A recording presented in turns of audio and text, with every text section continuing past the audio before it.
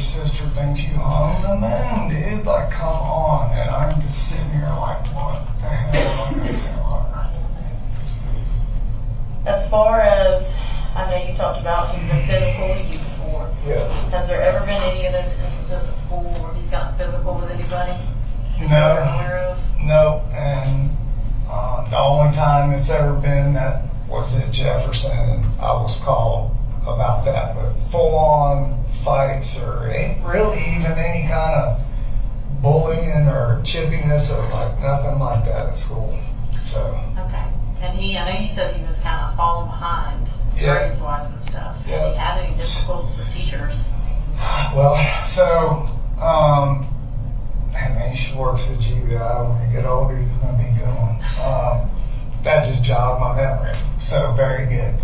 So, when he went that day, first day or whatever, and he wasn't having the smoothest day, his first initial try back, right? Yeah. So when he came back home, I'm like, hey, I said, what's the deal? I said, is it students? And please tell me it's not bullying. Like, I'm worried about that. And I was waiting for him to say, oh, they're giving me crap about his hair. And he was like, no. He said, but I just feel like the math teacher is out to get me. Okay. And I'm like, what the hell are you talking about? And he was like, just the interaction that we had. I mean, it was such a, that is such a left field statement. I kind of felt like he's kind of like, okay. Like maybe there's more to like maybe here. My dad's being she's turning into a buckhead Betty. So I'm gonna mess with him, and I'm like, well, what does that mean? You know? So I just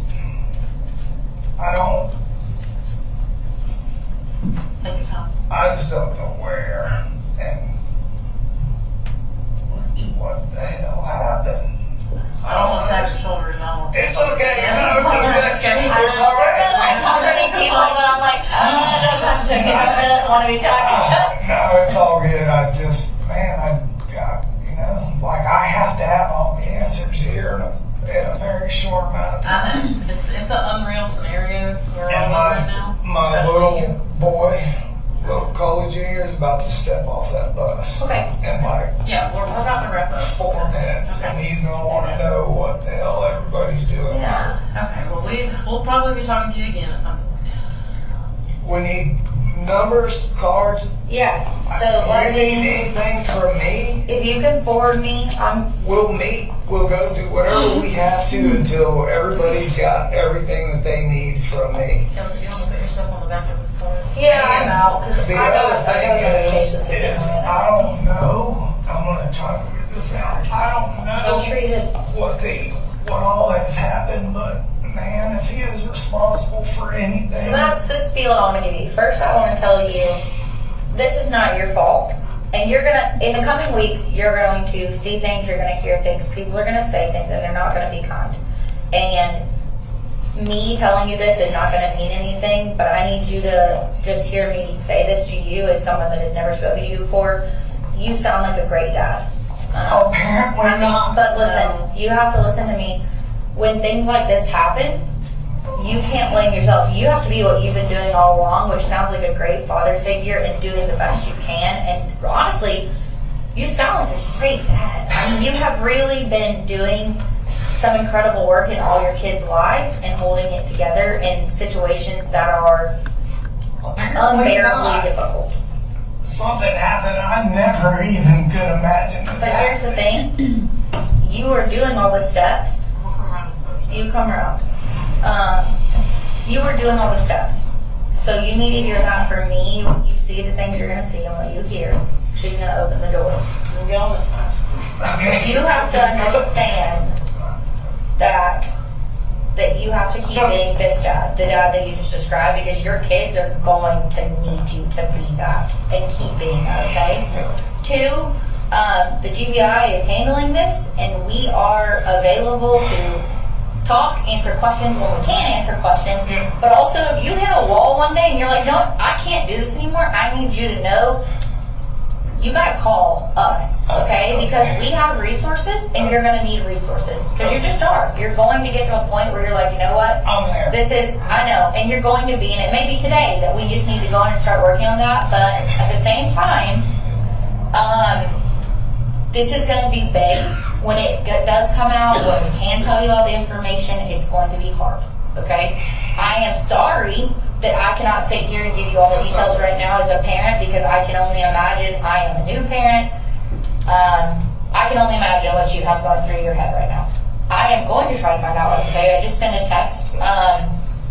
But you have to trust that there's a process that we're working, and there are hundreds of people right now that we are having to get information from and we relay. So there's just a lot of moving parts, and I don't want you to feel like you're being pushed to the side or not I prioritized. just know something bad has happened, and I want to apologize to somebody. I just don't know who. No, that is not a priority right now. And also, you need to worry about you, and you need to worry about your kids, okay? And getting off the bus and be the parent you've been being. So I'm going to try to get answers for you. I'm putting my phone number on here. I'm putting that's my cell number. Okay. And then my email is on here. Amelia's information is on the other side. Okay. The case agent, I'm going to write his name on here for you. Okay. That's going to be Nick Johnson. I know y'all busy. I'll try not to bother. No. You are part of our busy, and you're going to be a priority because your family they are the priority, to be completely honest with you. They are the most important thing. So, you call that. You know that obviously something bad has happened to us as a mom. Yep. But something has also bad happened to you and your family. Yeah. To tell everybody that Yeah. we are completely sympathetic and understand that. Yeah. So you're not ostracized from us. You're not going to be shut down from us after this, okay? You're also not just I'm afraid of a family, okay? Like, this is, we did the GBI, like, it's not just words, like, we want to make sure that there's a two-way path here of communication, and I want you to understand that. I'm scared for Jenny to go back to school. I know you are. And to be completely honest, those are going to be decisions that have to be made today when we can brief you on more. Okay. But we're going to be here to help guide you through that. All of our supervisors are here. We're going to have them come out here eventually. Right now they're kind of managing the floods. But you're going to meet them. You're going to have point of contact. The case agent, I'm sure, eventually, it may not be today because he's got a lot he's managing, is going to come make contact with you or make contact with you via phone. What's going to happen now is, yes, you are correct. So a warrant has been gotten for your house. They are going to do a warrant. I will tell you, when we do search warrants of residences, we are probably going to make a mess, but we are going to try very hard to get that house back into an order when we are done. We do not like to leave you in shambles because you don't need another thing to worry about. I can't promise. Well, Sunday was laundry day, so everything's folded on the couch. We're gonna do a lot of digging in there, and it's gonna take us a while. That being said, while that is going on, because it is going to take a long time, I want you as a dad to just do dad, okay? Do dad for your kids. Find out where y'all can go hang out, okay? That's what I need you to do. I am going to turn my recorder off, but after we're done with the interview, I need to get some just like logistic data from you, okay? That's fine. So I'm going to turn this off, and it's exactly 3 o'clock on the dot.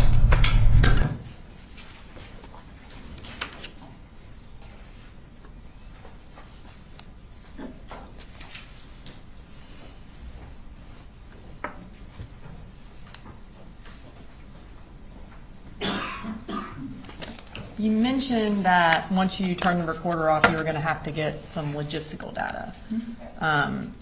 What did you end up doing? Well, I got his date of birth and that kind of stuff, and then I asked him if we could take his cell phone and download it. We were going to have it downloaded, and we completed a consent to search form at that time that he signed, agreeing to let me take that phone to have it downloaded. I'm going to show you what's marked as Stacy at 183. Do you recognize that? Yes, I do.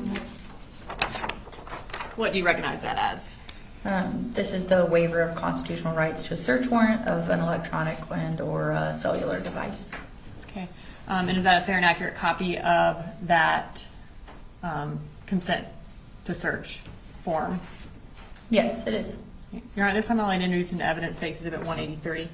No objection. And so that was the one that was filled out by Colin Gray at 3:06 on September 4th? Yes, it is. Okay. So at the end of your interview with the defendant, you said you had to give him a spiel. Is that part of rapport building? Yes, it is. So at the end of interviews, especially in situations like this where the person is emotional, I try to get everyone back on kind of a collected field, because I know that I knew we were going to be needing to make contact with him again, and there was going to need to be a two-way road of communication. So I wanted to make sure that he understood what it was going to be like moving forward. Okay. And so your goal is for him to remain cooperative with you? That's correct. Okay. And is that part of getting the consent to search form when you're talking to him, maintaining that rapport, maintaining that cooperation? Yes, it is. Okay. So at the beginning of the interview, and then obviously there was the part that you spoke to him after your recorder was turned off. I guess the beginning of the interview was a little muffled, so I want to go through some things from the interview to see make sure we didn't miss anything. Sure. When the defendant was talking to you, did he mention that DFAX was involved with their family when they were down in Fitzgerald? Yes, he did. Specifically regarding the search for how to kill your dad? Yes, he did talk about that. Okay, I did not hear that in the interview. Let me see. I know that he mentioned that DFAX had been out to the house because he told me about him breaking a window, but he may not have mentioned talking about the specifics of how to kill your dad. Okay. And then, and I also wanted to see, did he mention anything about going to West Jackson Middle School? No, I don't think he did. He just mentioned that they were living in Jefferson. Okay. He mentioned in his interview that Colt had never done anything to make him feel like he needed to do extra monitoring on his computer. At any point, did the defendant mention that the Jackson County Sheriff's Office had come out because Colt had threatened to shoot up a school or was being investigated for threatening to shoot up a school? No, he never brought that up during the interview. He also, during the interview, he talked about Marcy leaving and going back home after, I guess she had been up there for a few weeks. Did he at any point mention that the reason she left was because Colt and her got in a fight over the firearm or over his rifle? No, he did not mention why she had left or what Okay. the altercation was about. During the interview, it appeared somebody was chewing something. Can you tell us what that was? Yes, if I remember correctly, he had a cup of ice. Like he was drinking a cup of ice and he was chewing up his ice while we were Okay. doing Was the it a interview. QT cup? I do believe it was a QT cup. Okay. And when you first started talking to him, it was approximately how long after the shooting? Approximately 3.5 hours. Okay.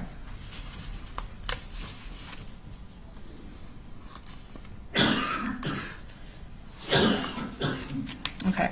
In that interview, you talked to him about Jenny sending him some text messages.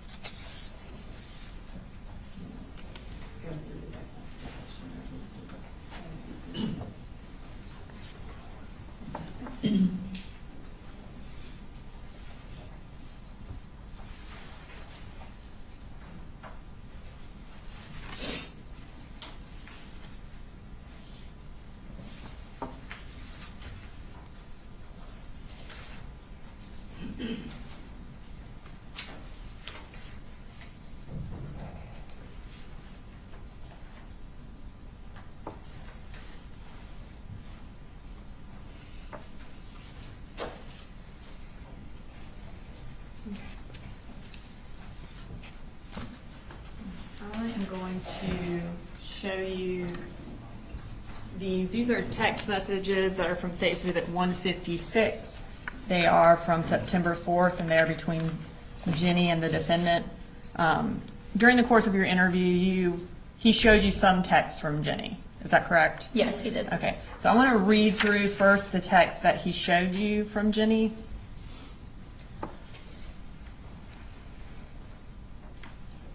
So we'll start there at the top text. I'm sorry. No, Judge, we're not objecting to the text messages. We would object to them going out to the jury, but that's a conversation for later. So Jenny sent the defendant a text message at 10:55, and can you just kind of read us through the text messages between Jenny and the defendant that he read to you? Yes, so she sent her dad a text that said, "I'm scared," and then he responded, "It's going to be okay." And then he said, "Who did you talk to, Mama or Mamu?" And Mamu is Deborah Polhamus, his mother-in-law. And she said, 3 people are dead at the high school. Jenny responded with that. And he said, "How do you know?" in all lowercase. And then when she didn't respond, he, a couple seconds later, sent in all caps, "How do you know?" And then in all caps, she responded, "People are saying," and TJRTR was an email. And then she sent back, "Please, I'm scared. I can't call you. I'm in a lockdown." And then he asked, "What is TJRTR?" And that's when she corrected and said, "There." And he said, "Did you talk to Colt today?" And Jenny said, "Are you coming to the school?" And she sent that at 11:11 a.m. Yes, that was 11:11 a.m. And then at 11:11 he responded, "Yes." And then the last text that he actually showed me was at 11:12, and she said, "Thank you." Okay, and at this time I want to read the text that the defendant did not show you. So what is the next text that Jenny sent to the defendant? So the next text that she sent was, "They may not let us out of our lockdown thing when you arrive, but still stay." And that was at 11:15. And then at 11:15 he responded, "Well, I'm OTW," which means on the way. He says, "Have you heard from Colt?" And quite a while later, so at 12:17, she responded, "They said that the police will be escorting us in a few minutes." And then right after that, she sent IDK, which means I don't know where though. I assume the parking lot or the football field. And then she said, "They also said the threat isn't in our building, so that's good." And Colin responded, "Yes." And then she sent back, "I'm still kinda shaky though." And she says, "I'm chilling with my friends and they've been comforting." And that was at 12:19, and right after that at 12:19 still, he says, "Jenny, have you talked to your brother?" And she says, "No." And then she sends, "But I think we are thinking the same thing, and I don't want to talk about it over text." That was at 12:20. And then he, right after, responds, "Yep, 10-4, which means clear in law enforcement terms.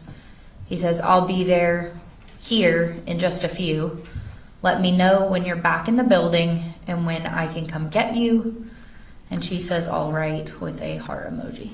And what time was the 10-4 text and then the all right text? The 10-4 text that he sent her was at 12:20, and the all right text was also at 12:20. Okay. So all of these texts would have been sent and received by the defendant before you spoke to him. Is That's that correct. But he did not show you these. No, he did not. Okay.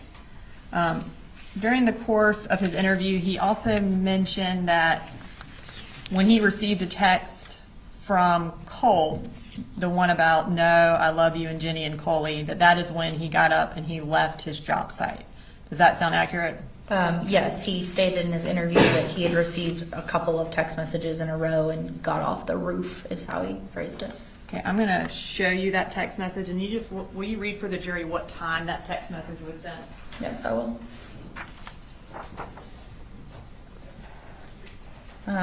So she sends her dad at, Or that's Colt, sorry. yeah, sorry, yeah, that's from Colt. Colt sent to his dad at 10:03, no, I love you and Jenny and Coley. And then at 10:03, he also sends, you're not to blame. And then Colt finally sends, but still at 10:03, for any of it. So that was at 10:03 p.m. So based on your interview of the defendant, was your understanding that he had left the job site at 10:03? Yes, that's what he indicated, that he got those text messages and then got off the roof to leave. Okay.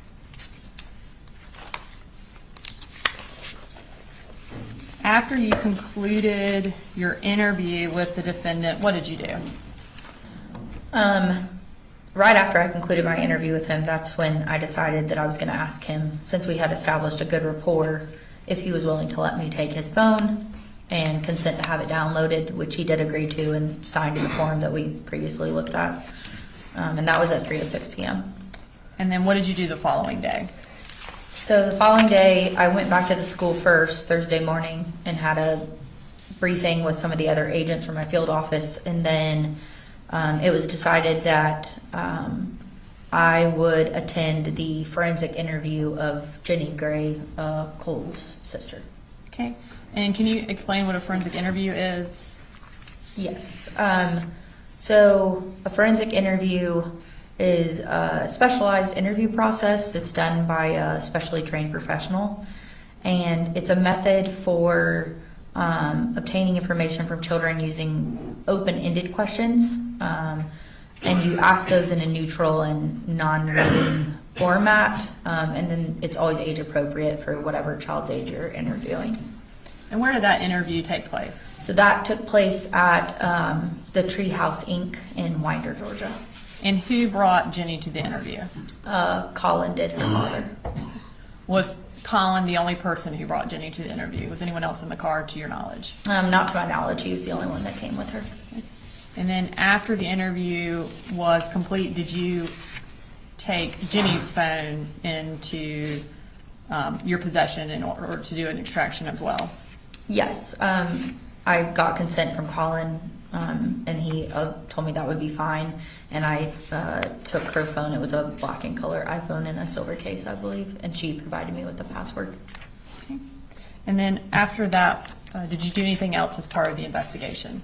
Well, I turned that phone over to one of the Barrow County lieutenants, and then, yes, in the next couple of days, I conducted some other interviews with some witnesses, and then ultimately I took out warrants for Colin Gray. And do you see the defendant, Colin Gray, in the courtroom today? Yes, I do. Can you identify him by piece of clothing he's wearing? Yes, he's wearing a navy suit with a blue, I think it's striped undershirt. Your Honor, at this time, I would like the record to reflect that the witness has identified the defendant. I don't have any further questions at this time. Yes, Your Honor. Good morning, Special Agent Ward. Good morning. I represent Mr. Gray. I'm going to ask some questions. If I ask a question that's ambiguous or you need further clarification, just let me know. Sure. All right. So, according to your testimony, you first went to Apalachee High School on September 4th. Yes. And after doing a couple of responsibilities there regarding clearing the different parts of the school and then meeting with everyone, you decided to relocate to Mr. Gray's residence. Yes, my supervisor asked me to go conduct an interview. Okay. So you arrived at Mr. Gray's residence approximately 1:25 p.m.? Yes, it was approximately 1:25 p.m. And I'm guessing you were not the first law enforcement officer to arrive at that residence that day? No, when I pulled up, there were other law enforcement personnel on scene. Okay. And at that point, if you know, had law enforcement already gone into Mr. Gray's home?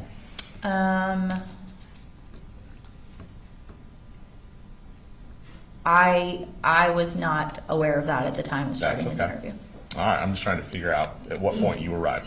So when you get there, Mr. Gray's sitting on the tail of his pickup truck. Is that correct? Yes, he was sitting on the tailgate of the pickup truck. All right. And we saw your initial approach, and as you said, GBI agents don't wear body cams, so that was with someone else. However, you were able to start a conversation with Mr. Gray when he was sitting on the tailgate and ask him if he wanted to make a statement. Is that correct? Yes, I approached him and asked him if he would be willing to do an interview with me.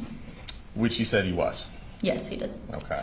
And we heard it. It was a very long statement. He sounds like went in the car with you and Special Agent Maddox. Yes. She sat in the second row, and then I sat in the driver's seat, and Colin sat in the passenger seat up front.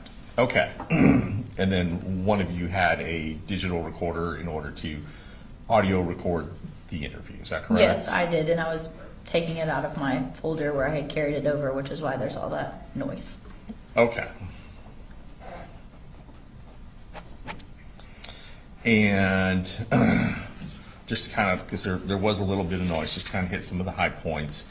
You asked Mr. Gray if Colt had been aggressive or physically violent with him or anything like that, correct? Yes, I did ask about Colt's behavior during the interview. And Mr. Gray told you that there were instances of that had occurred in the last couple months. Yes. And he indicated, I believe the way he described it in the interview was occasionally Colt would bull rush him. Yes, he used the term bull rush. He could see, Mr. Gray could notice a change in Colt's appearance on his face, and that would be a clue that maybe something was coming to Mr. Gray. Is that what he said? Yes, he stated that he would observe a change in Colt. And then Colt would bull rush him, which, tell me if this means something different to you, but to me that suggests that he would just kind of charge at Mr. Gray. Is that what your impression was, or did you clarify that? Yes, I interpret it to mean that he would run at his father. Okay. And that seems to make sense because Mr. Gray then told you his response in those situations was simply to hold on to Colt or to grab Colt and hold on to him. Yes. In one instance, he said that he had held on to him until he had calmed down. Until he would calm down, right? Okay. And there were several times in the video, but just since we're talking about this, where not the video, in the recording, where Mr. Gray indicated that he did not use corporal punishment on the children. Yes, right? he did make the statement that he didn't lay hands on his children. Right. Or use a belt or anything like that. Yes. Though he did certainly comment that that wasn't the way that he was brought up. Yes, he made that comment. Now, you also asked about mental health, counseling, things like that. Yes. And he told you that he had been looking into getting Colt treatment. Yes, he said he had, in the past week specifically, been trying to get him counseling. And he talked about speaking to someone at his school. Yes, he said that there had been emails. Did he, in fact, show you one of those emails? He did.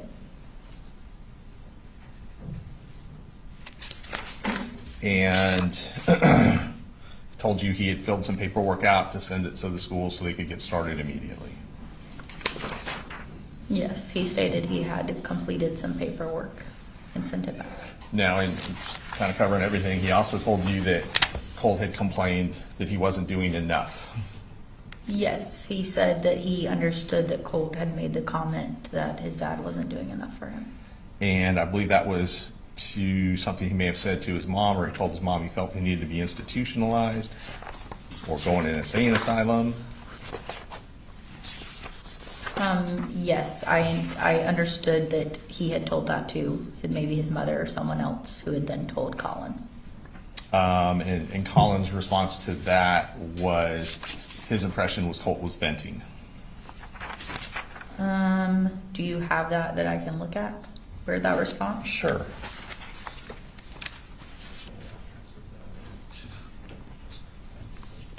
I know it's been quite some time.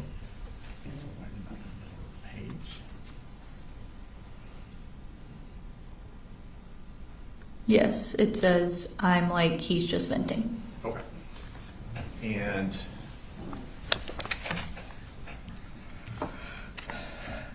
Colin Gray, Mr. Gray, at one point said that he wanted to go through the school because he wanted a independent third party to make an unbiased assessment of Colt.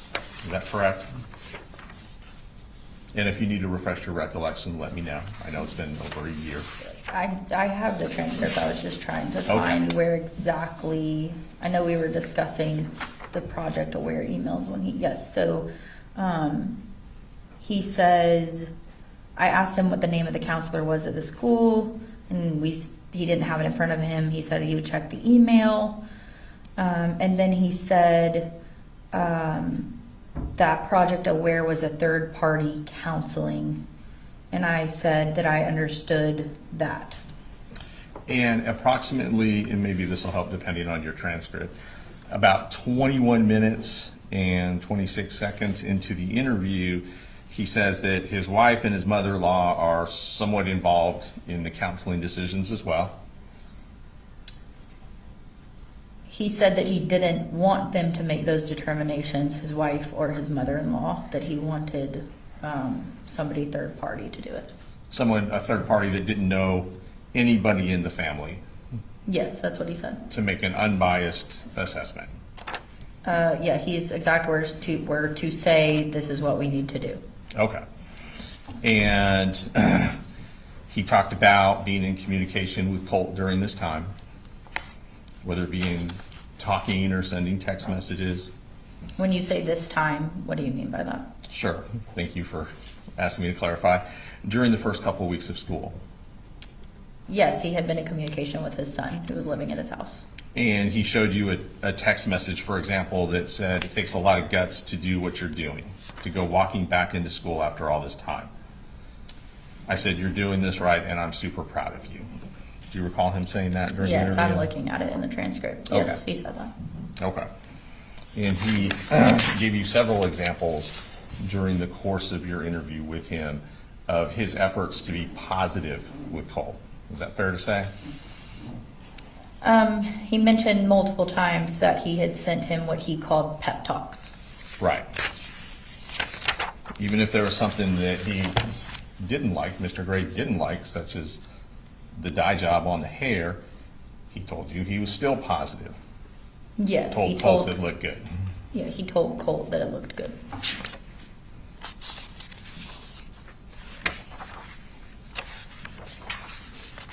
He did go over some issues he had with Colt going to school and taking the bus to school. Is that right? What reference are you referencing? You Sure. say some issues. Sure.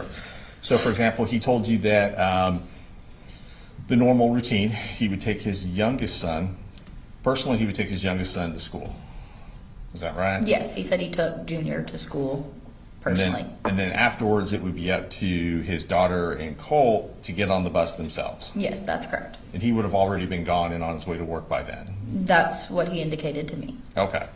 And so obviously it sounds like there were some issues with Colt not getting onto the bus Yes. as he was supposed to do. Yes, there were some issues with him actually following through and making it to the school. And he told you that he'd had conversations with Colt about that.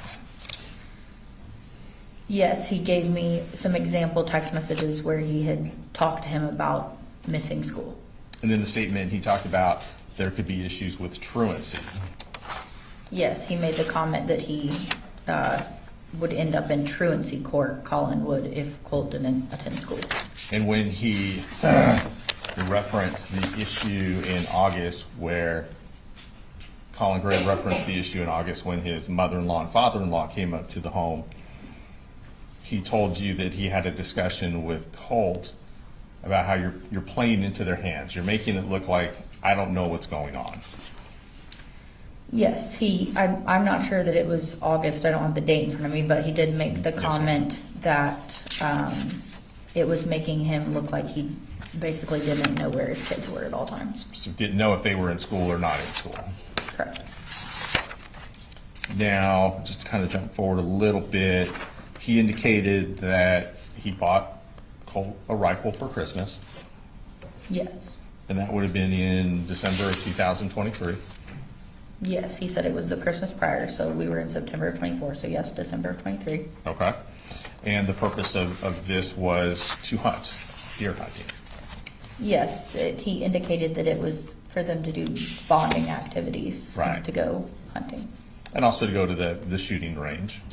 Yes, he indicated that they had intended to go to the shooting range. Did he indicate that they had, and I'm about 29 minutes into the interview, did he indicate that they had actually gone to the shooting range a couple of times?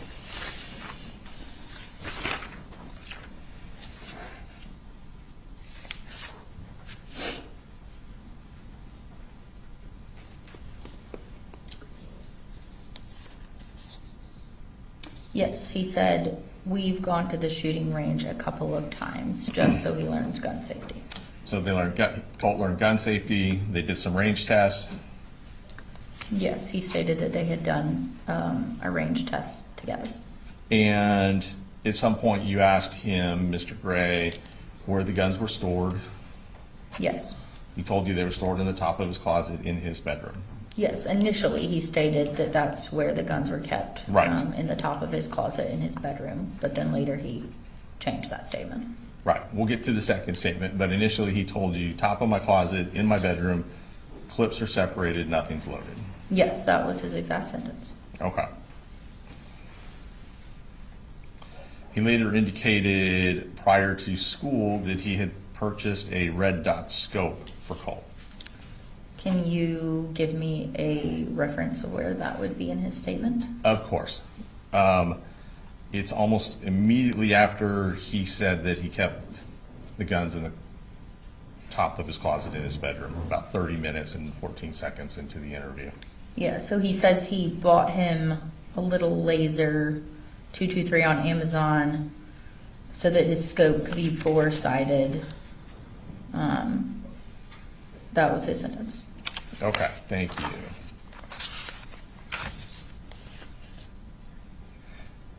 Initially, he told you that ammo was stored in a in a box in the carport. Yes, it was in a box, he said, in the carport.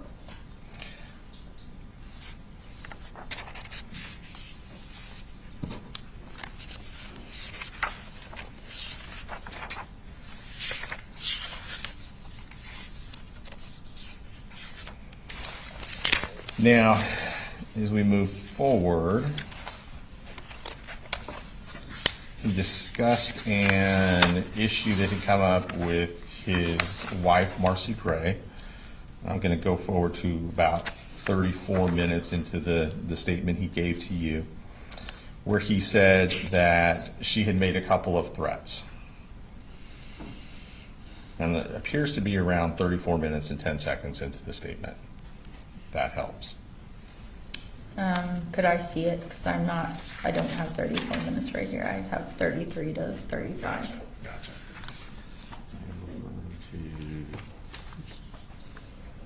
Right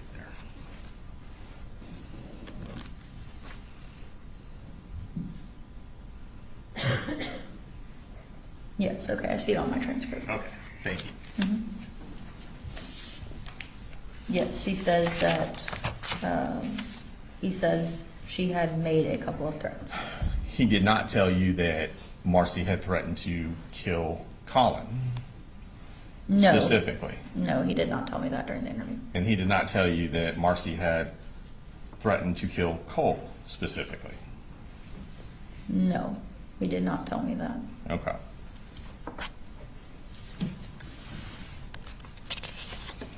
He just said we were all kind of worried because she wasn't in her right mind. Yes, that's what he said. And he said that Colt was upset about that whole incident. Yes, he said Colt was pissed about that. Okay.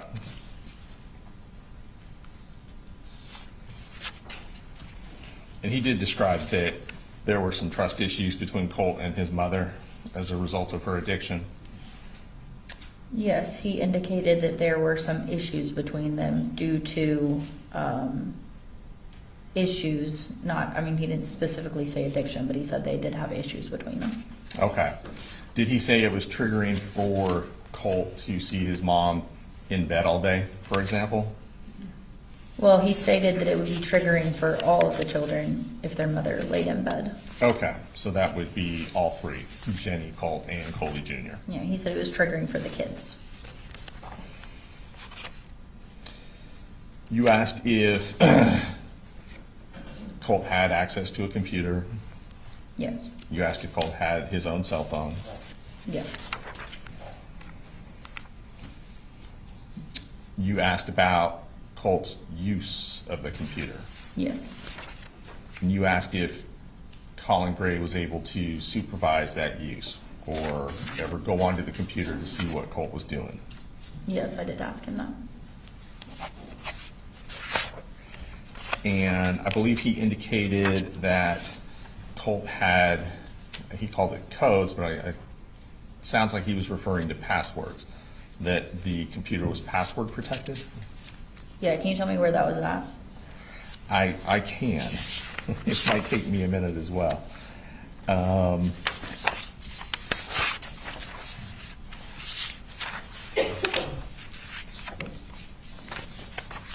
That's going to be a little further into the statement, just kind of came back. Give me 1 second.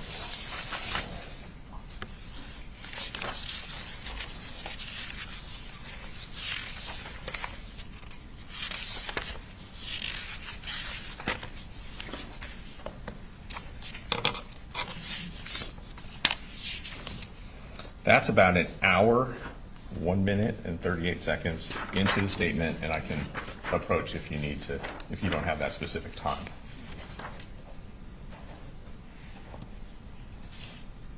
Okay, I found it. Okay. Yeah, so he says that Colt keeps everything coded because he's afraid that I'm going to do it. He also indicated that there were firewalls. He indicated that it was coded, whatever he meant by Okay. that. And shortly after making that statement, did he indicate that he's got all these firewalls in shit where I don't know? Yes, he stated that sentence, firewalls and shit. And if you know for the jury, what is a firewall?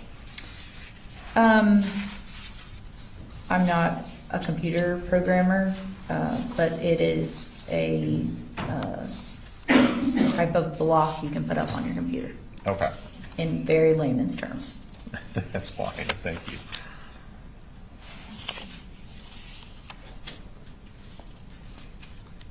And so do you know, so Colin agreed to talk to you, Yes, right? He agreed to allow you to take his phone, yes, and you had indicated you wanted to download the contents of the phone. yes, He allowed you to take Jenny's phone. yes. He consented to the search of Jenny's phone, I guess is a better way of asking that question. Yes, he did, but we also obtained a search warrant. Okay. And obviously, when you said you wanted to search Jenny's phone, that means extract the contents of the phone? Yes, we had the intention of downloading it as well. Okay.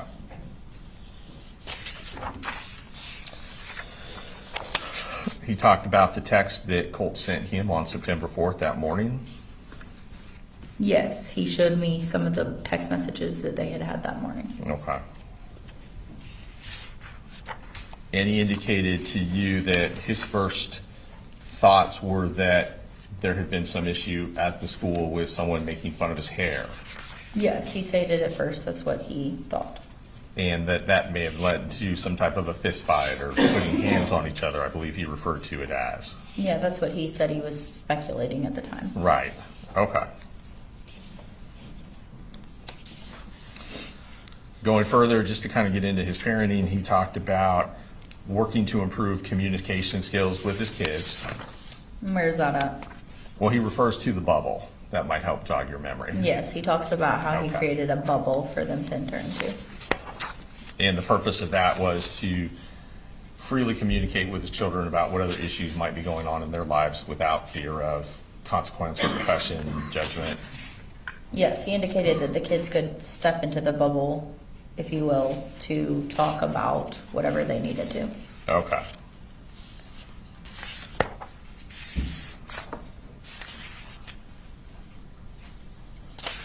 You asked him about pictures on the wall of Colt's bedroom. No, I asked him if he had seen any posters, pictures. I listed out a whole bunch Okay. of different things. And he mentioned that 2 days prior, there had been a picture on the wall. Is that correct? Yes, do you have a reference of where that was? I don't, but let me Okay. see if I know I what can you're talking about. find it. Okay. And just the important part of that was, Colin indicated to you that he did not know who the subject of the photograph was. Yes, he did not know who the subject of the photograph that Colt had put up where some kind of redheaded rocker had previously been on the wall was. Right. And the response that he got from Colt was more along the lines of, well, you don't know who that is? Yes. You don't know who that person is? That's what he asked him, yeah. Okay. And later on, it sounds like that same day or very shortly thereafter, the photograph came off the wall, according to Colin. Yes, according to Colin, the next time he looked in there, the photograph had been taken down, or the picture. And that's when Colt told him who the person was, or what the significance of the person was. Yes. Okay. Now, as part of your role in this investigation, you said you interviewed several other people as well. Yes, I did. Were you present for an interview with Marcy Gray? Yes, I was present for most of the interview, not the entire interview. Most of the interview, okay. And were you, I'm not sure how y'all define this, were you essentially the lead investigator in this case or no? No, I was Okay, not. all right. So when you were present for the interview with Marcy Gray, at any point did she tell you, if you can remember, and I only mean obviously the parts that you were present for, did she indicate to you that Colt had reached out to Nicholas Cruz?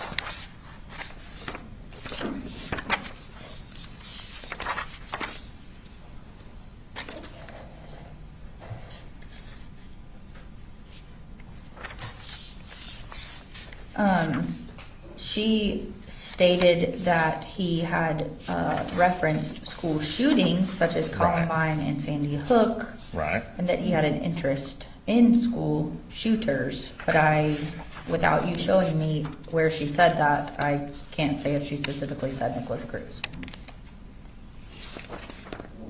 I guess the question is, based on your memory and looking at the documents you're looking at, she never told you specifically that Colt had been either in contact with Nicholas Cruz or attempting to contact Nicholas Cruz. Without going all the way back through this transcript, I cannot answer if she specifically said the name Nicholas Cruz. Well, I guess the more important question is, did she mention to you that he was in communication with Nicholas Cruz at that time? At that time being the weekend prior to the shooting. Like I said, without me rereading this transcript, I can't answer whether or not she Okay. stated anything about Nicholas Cruz specifically, whether or not he had been in communication with him or. Well, then, before you do that, let me ask you one more question, because it might help when you're going through the transcript. Did she indicate to you during your interview that you sat for with Marcy Gray, did she indicate that she had been searching on her phone, why do parents go to jail in school shootings, or topics of that nature?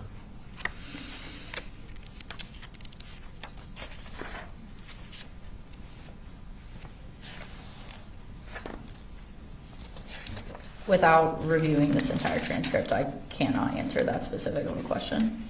Okay. Would that have been relevant information for your investigation? Would what be relevant? So if she had information that Colt was in communications with Nicholas Cruz immediately preceding the shooting, days within the preceding the shooting, would that have been relevant to your investigation? Well, at that time, I'm just taking everything she's telling me. Okay. So there's no weight of relevance or not at that time because Right. I'm marking down everything that she's Okay. telling us. If she were doing searches on her phone about Marcy Gray, doing searches on her phone about school shooters on or about August 29th, and about parental liability for school shooters on or about August 29th, is that something you would have wanted to know? But anything that she told me is something I would have wanted to know at that time because of how early it was in the investigation. Okay, So anything was valuable that Marcy was telling us about her son. okay. So that would have been valuable, If she had said that to me, right? as with anything else she told me, it would have been valuable. And had she said that to you, it would be in that transcript? It would have been on our audio recording. Okay, That is the Right. exact verbatim account of what she told us would have been on a digital recorder that either I or Amelia Maddox, who was the lead interviewer for that interview, would have correct. had. Okay. And then the same question for, had she told you in that interview with yourself and Special Agent Maddox that Colt had been communicating with a school shooter in Florida, or attempting to communicate with a school shooter in Florida the weekend preceding this school shooting, that would be on the audio tape?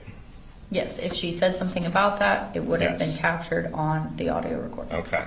And you have no recollection, as we sit here today, of her saying either of those things? I have no recollection of that without rereading this to answer your question thoroughly. Okay. Well, go ahead and just kind of review the transcript and see if you can find anything like that. I mean, I can take a lunch break, but if you want to have time for that, I mean, I don't know how much cross you have left. This is it. So I'll leave it to the court. I will ask Agent Ward, about how long is the transcript? This interview with her was an hour and 19 Okay. minutes in length, so it Okay. would take me quite some time to thoroughly look over this and answer that specific of a question. Okay. If you want a lunch break, I'll take one. We probably should give the jurors a lunch break so they're not. Ladies and gentlemen, we're going to recess till 1:10.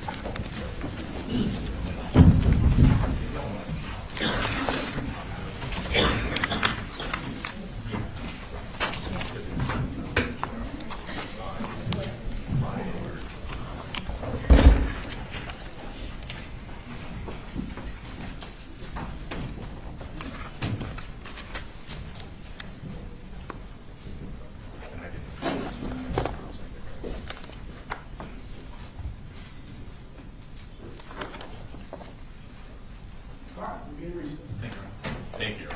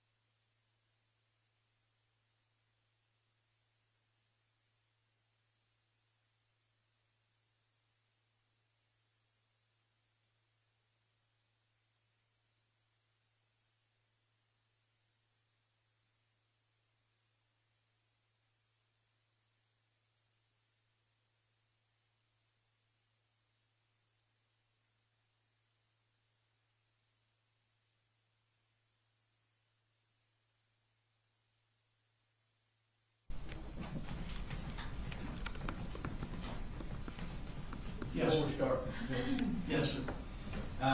we got a chance to speak with Mr. Allen. He indicated that he was planning on filing a motion to basically not allow us to call him, based on psychiatric things that are going on. So I think we just told him we would get back with him later today, let him know whether he needed to file that or not. Okay. So that's kind of where we are with that.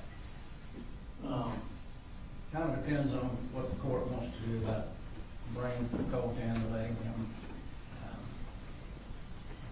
the fifth here in court or not. In front of the jury. In front of the jury. And this, the one-shot approach.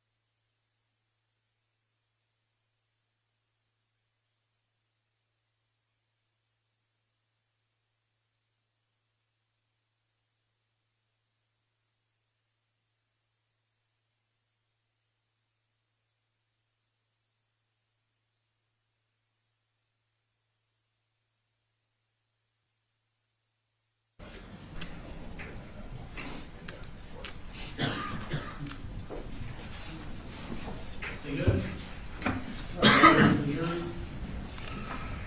Yes. Yes, Judge. Okay, you ready?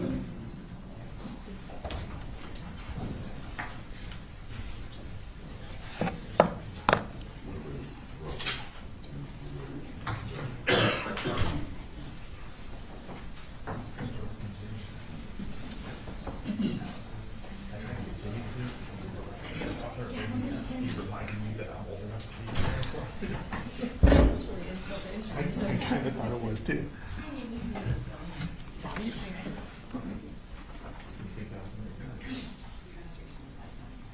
He forgets I grabbed him home.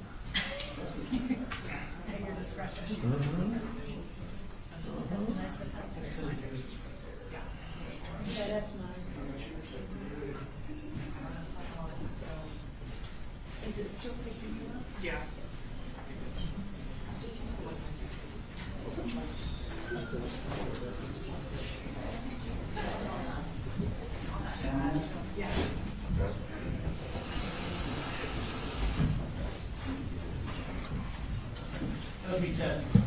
I got a little white noise. All right, come on. All right, you can resume your cross, Mr. Hobbs. Thank you, Judge. All right, just to kind of orient us back to where we were before lunch, have you had a chance to review the transcript of Marcy Gray for the interview that you were present for the majority of? Yes, I have. Okay. Having reviewed that transcript, isn't it true that Marcy Gray never volunteered the information to you that Colt had been actively communicating or attempting to communicate with Nicholas Cruz the weekend before the shooting? No, she never communicated that with us during the interview. And she never communicated to you that the weekend before the shooting, she herself had been doing active searches on her phone regarding school shootings school shooters and parental liability for school shooters? No, she did not tell us that information. Okay, thank you very much, I appreciate it. Rebecca? Nothing from the state. Thank you, you're free to go.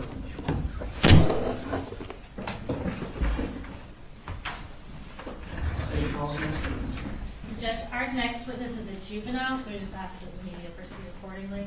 all right, so, let's see what meeting you're on first go, make sure if they come in, they know, Terry, WSB, it's gotta be shoulder down or chest down, you know, witnesses. Thank you, Judge. And the state calls Jenny Gray.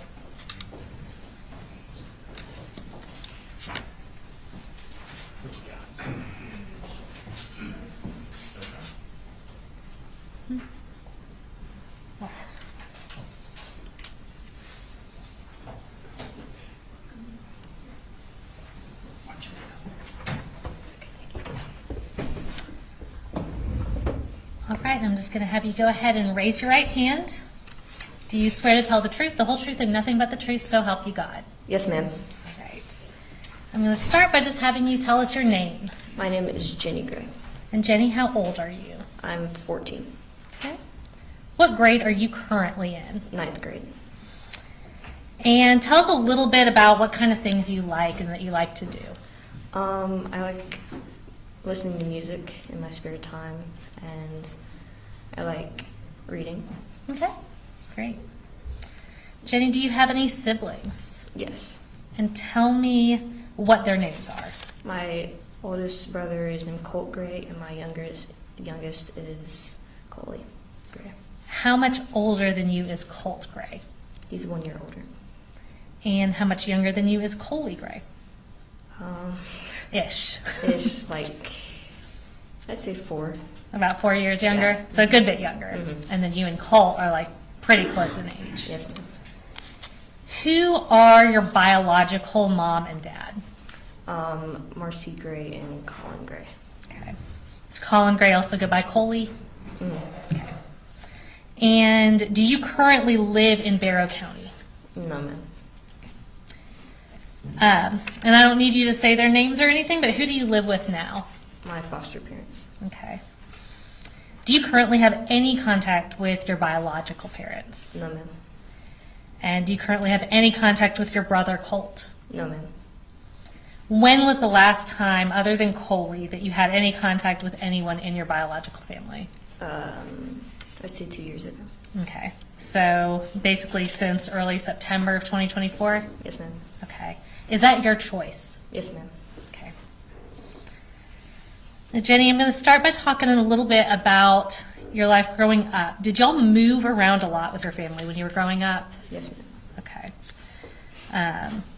And if I asked you to tell me all the dates and specific places and times and stuff, would that be hard for you to do? Extremely, yes, ma'am. Okay. So I'm going to take you back to October of 2023. So that was during your 7th grade year when you moved back up to Barrow County with Colin Gray. Do you know what time frame I'm talking about? Yes, ma'am. Okay.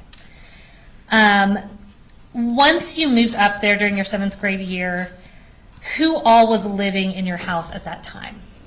My father, my older brother, and my younger brother. Okay. And was this the same house that y'all lived in up until September of 2024? Yes. Okay. Explain to me where everyone would sleep in the house. So I would sleep in the master bedroom. Okay. And then my father and my younger brother would share a room across from my room. And then Colt had his own room. It was like the smallest one. Okay. And did you consider the room that was like next to Colin and Coley's room to be Colt's room? Yes, ma'am. Okay. Did that room always have a bed in it? No, ma'am. Okay. When it didn't have a bed in it, where would Colt sleep? When it didn't have a bed, he'd sleep in like our like laundry room place. Okay. Or our washing and drying. Okay. Thank you. So you said Colt was 1 year older than you, so was he 1 grade ahead of you growing up? Yes, ma'am. So when you were in 7th grade, should he have been in 8th grade? Yes, ma'am. And when y'all first moved up from Fitzgerald to Barrow County in what would have been your 7th grade year, were there a few months before any of you got enrolled in school? Yes, ma'am. What did y'all do during the day during that time period? We would just sit at the house, and sometimes Coley would go with my dad to his work. But Okay. Was your dad working full-time during that time? yes, I think so. Okay. And y'all were just home when he went to work? Yes, ma'am. Okay. When y'all were just home, you said Coley went with your dad sometimes to work, so sometimes he would go with him and sometimes he would stay home with y'all? Yes, ma'am. Okay. Whenever Colin would leave y'all alone at the house, did he lock up the guns in the house or anything? No, ma'am. Okay. So talking about that same time frame, after y'all move up here, you said you're not in school for a few months. At some point, did you and Coley get enrolled in school in February of your 7th grade year? Yes, ma'am. Okay. At what middle school were you going to at that time? Was it Heyman Morris Middle School? Yes, I'm pretty sure. Okay.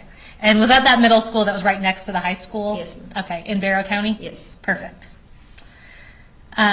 So you start going in 7th grade. Did Colt ever go to school that first year y'all moved here? So when you were in 7th grade and he should have been in 8th?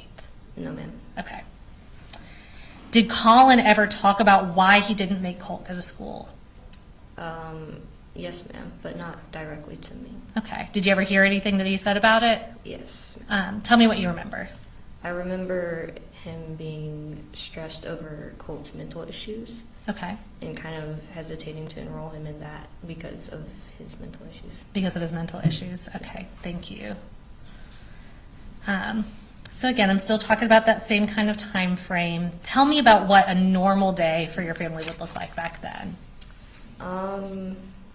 I would go to school, and then, well, my dad would go to work, and Coley would go to school, and then I would go to school, and then Colt stayed at the house Okay. until we got home. What would y'all usually do like in the evenings after school? We just go and do our own thing. We wouldn't really do anything together, like as a family. Okay. So did y'all like go out much as a family, like to the park or the playground, anything like that? Sometimes, but not every day. Okay.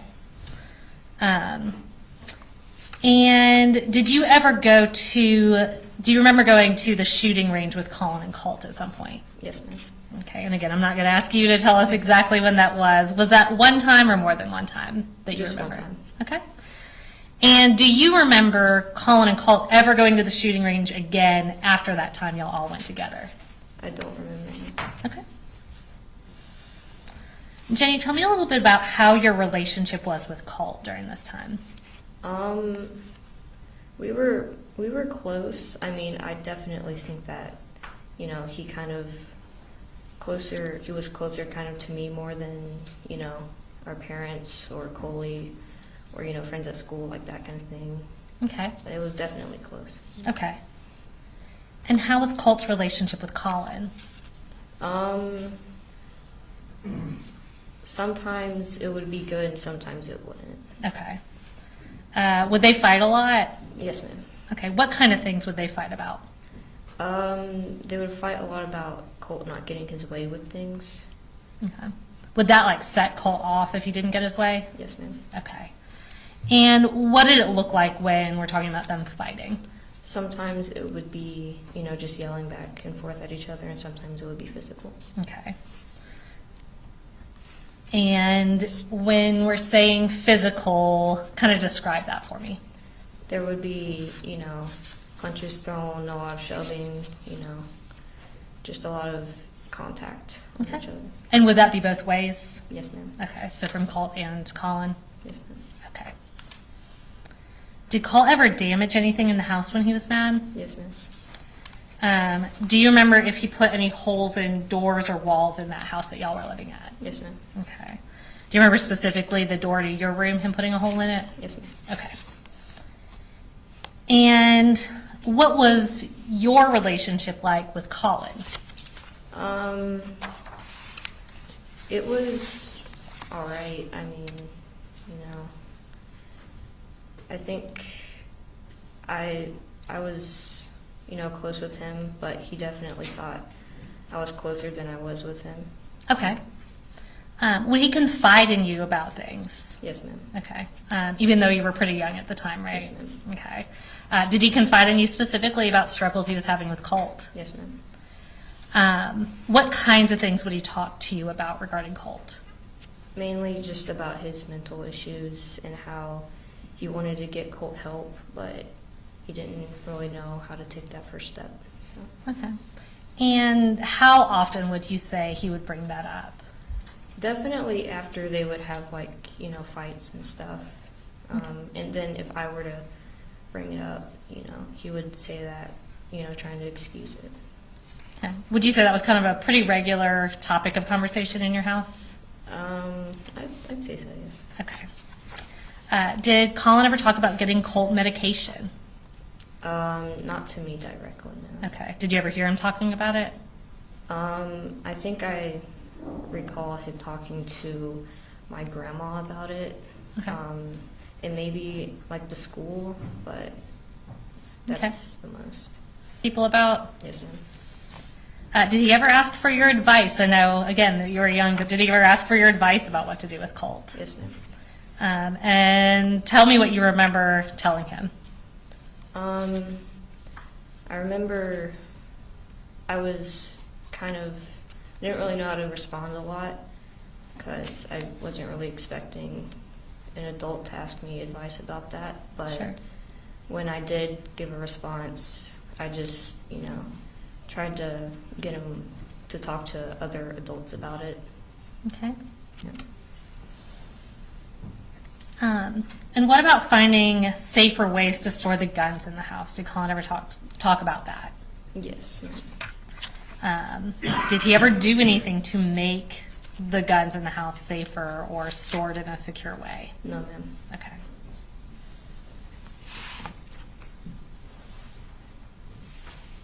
And Jenny, we are going to pull up a text message exchange. It's between you and Colin's phone. And this is from State's Exhibit, I believe it's 158.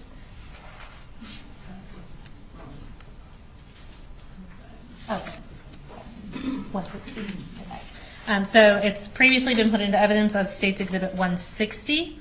And this is going to be a text message exchange between you and Colin from your phone from July 3rd of 2024.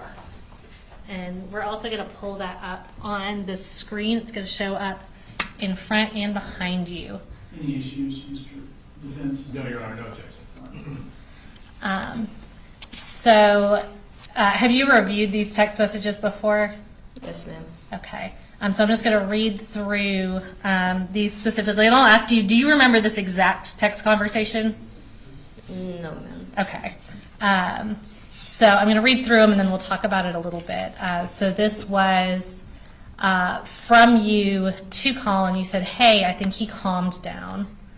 And Colin says, he doesn't calm down that quick. And Jenny, I can't live like this. It's seriously not good. Colin then goes on to say, it tears me up. I just want him happy. And man, he calls me everything, like he calls me everything in the book. So you said you don't remember the specific text conversation, but is this a good example of kind of how Colin would talk to you about Colt? Yes, ma'am. Okay. He said he calls me everything in the book. Would Colt swear a lot at Colin when he was mad? Yes, ma'am. I'm going to show you another text message exchange, and this is between you and Marcy. This is from July 20th of 2024. And this has previously been tendered into evidence, I believe it states 160. No objection. And looking at that, do you remember this specific conversation? Faintly, I do, yes. Okay, so you remember the what's being talked about, but maybe not the exact words? Yes, ma'am. Is that fair? Okay. So I'll read through it, and then we'll talk about it. So this was from Colin's phone. It says, Colt had a horrible panic attack last night. And you said, why? He said, not really, or his phone said, not really sure. Basically had to drag him into Daddy's bedroom and hold him for like 10 minutes while we did deep breathing, LOL. He said, so he just started like freaking out. And they said he came into the living room and asked us to call 911. Then he just started crying really loud. It scared the shit out of everybody. They then say, I've told him we're taking him to the doctor next week, gonna schedule an appointment for when you and Mammy come back so she can drive us.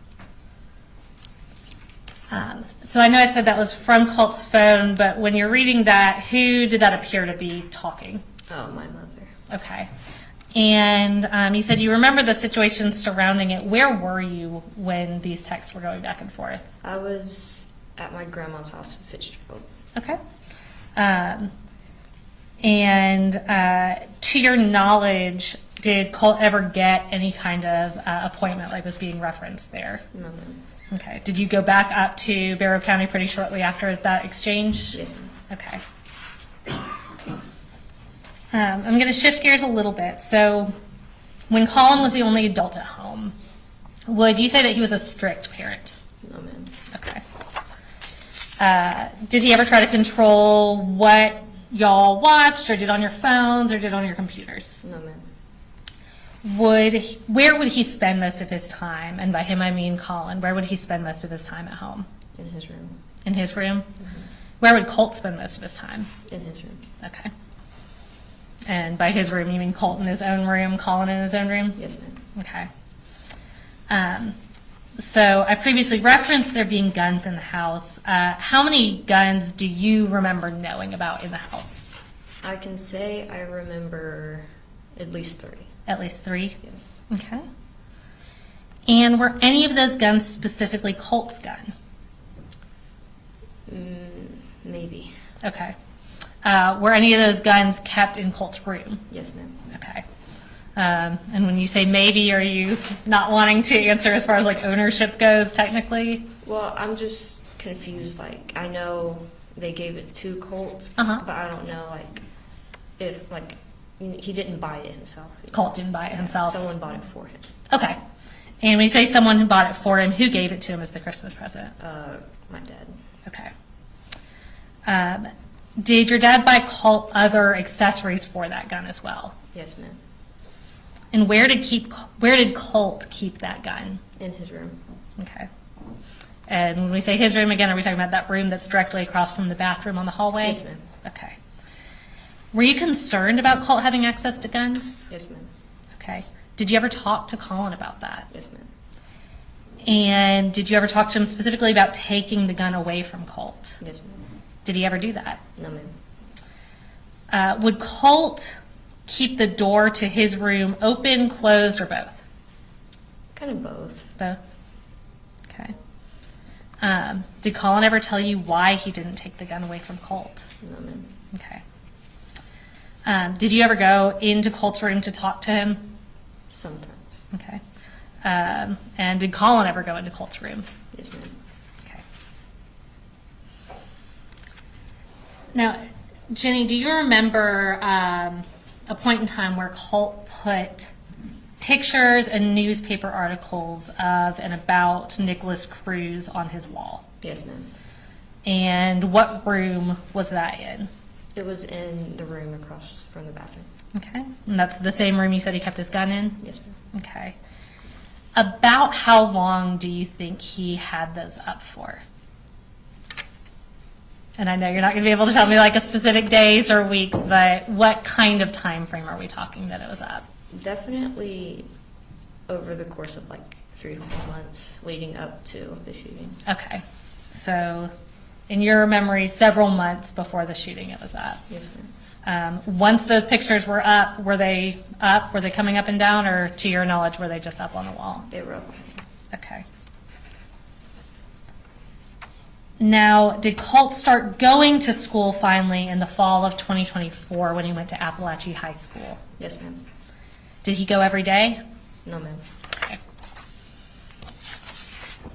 And I want to talk briefly about September 4th of 2024. Tell me, once Colt started going to school, when he did go to school, what was the order that everyone would leave the house in the morning? So my dad would leave first, and then Coley,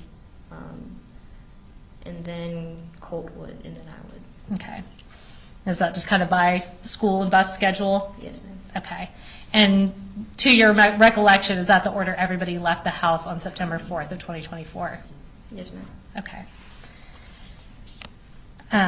Did you go to school that day on September 4th of 24? Yes, ma'am. And when did you first find out that something had happened at Apalachee High School? When we went in lockdown. Okay. Do you remember texting with your dad about it? Yes, ma'am. All right, so I'm going to show you a text message from about 12:20 on September 4th of 2024.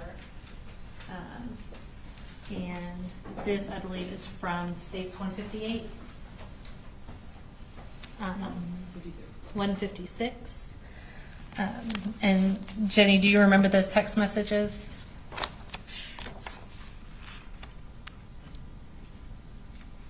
Yes, ma'am. Okay. Are those text messages that you were sending while you were in lockdown at Heyman Morris Middle School? Yes, ma'am. All right, we're going to pull those up on the screen, and I'm going to read through them. No issues, Mr. Roberts? So this is at 12:19 p.m. on September 4th of 2024. Colin texted you and said, Jenny, have you talked to your brother? You respond, no, at 12:19 p.m.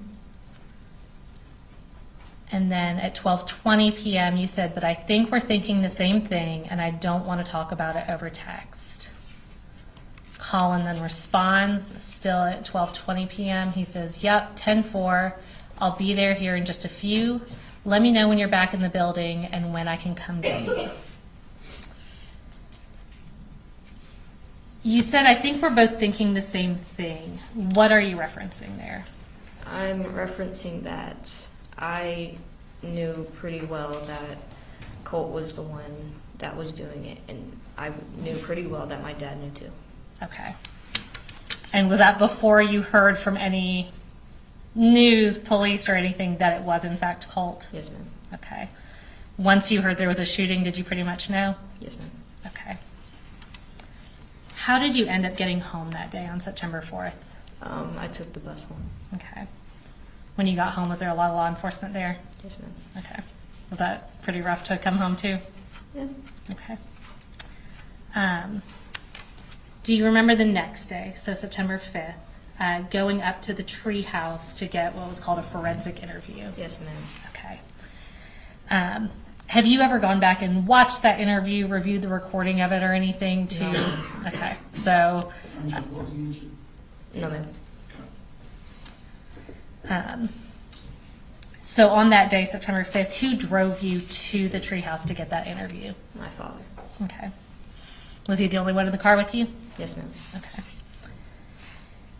When you're on your way in to get that interview, did Colin tell you anything about how you should answer those questions? Yes, ma'am.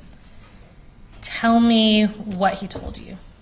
So he told me, like, if they asked me anything, about if he knew that Colt had problems and that his problems would lead up to this, that I should basically try to cover for him, and specifically about the pictures on the walls. He told me not to tell them that he knew what they were. Okay. And when you say pictures on the wall, do you mean the pictures of Nicholas Cruz? Yes, ma'am. Okay. And the news articles about Nicholas Cruz? Yes, ma'am. Okay. And so he told you to tell them that he, Colin, didn't know who that was? Yes, ma'am. Okay. Is that contrary to what you had actual knowledge of? Yes, ma'am. I guess, would that not be truthful? Yes, ma'am. Okay. Judge, can we approach briefly?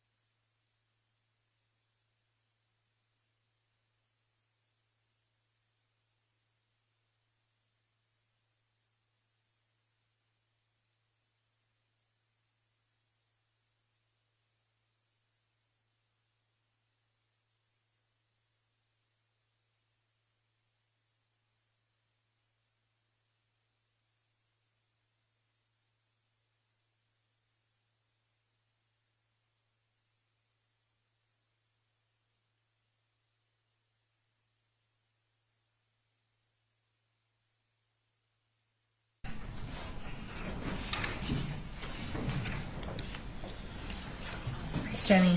I'm almost done.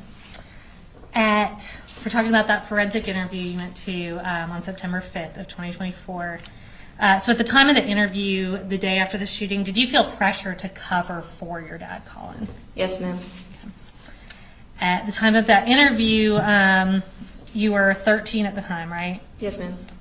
Did you know what was going to happen with you or with your family? No, ma'am. Were you nervous about what was going to happen with you and your family? Yes, ma'am. I know the interview was a long time ago, but looking back on what you do independently remember about the conversation, did you kind of downplay some things about your dad's knowledge of what was going on with Colt? Yes, ma'am. Would you say that you're in a more stable and supportive environment now than you were back then? I'll sustain if you want to ask them more open-ended Okay. why, for instance. So you testified previously that you now live with your foster parents. How does your home environment now compare to your home environment back then? Objective relevance. Well, I think that I'm going to overrule you. Go ahead. Yeah, you can go ahead. Okay. It's definitely more stable, more loving, more family-like. We definitely do a lot more things as a family that we never would have done when we lived with my father. Okay. Do you have a solid support system now? Yes, ma'am. Have you been in counseling since this happened? Yes, ma'am. And has the counseling and the support system and the family environment all kind of helped you over the past year and a half or so? Extremely so, yes, ma'am. Okay. So Jenny, is everything that you're telling us today the truth and what you independently remember from back then? Yes, ma'am. All right, thank you. I have no further questions. They'll probably have some questions for you though, okay? Yes, ma'am. All right. Ladies and gentlemen, we need to take a recess to sort through something. I don't know that it'll be very lengthy, but we'll be in recess.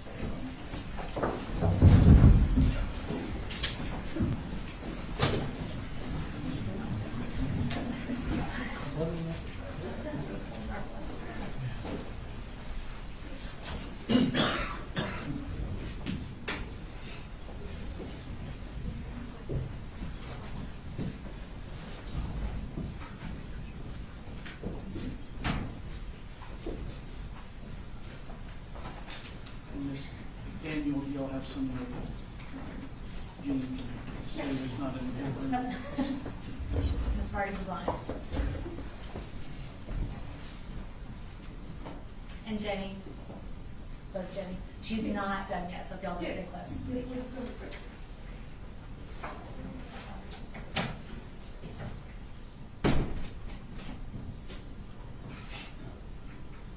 And we'll just pause what everybody does.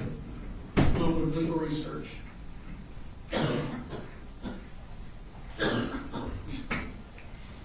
This isn't my forte, Master I run the law louder. Yes, sir.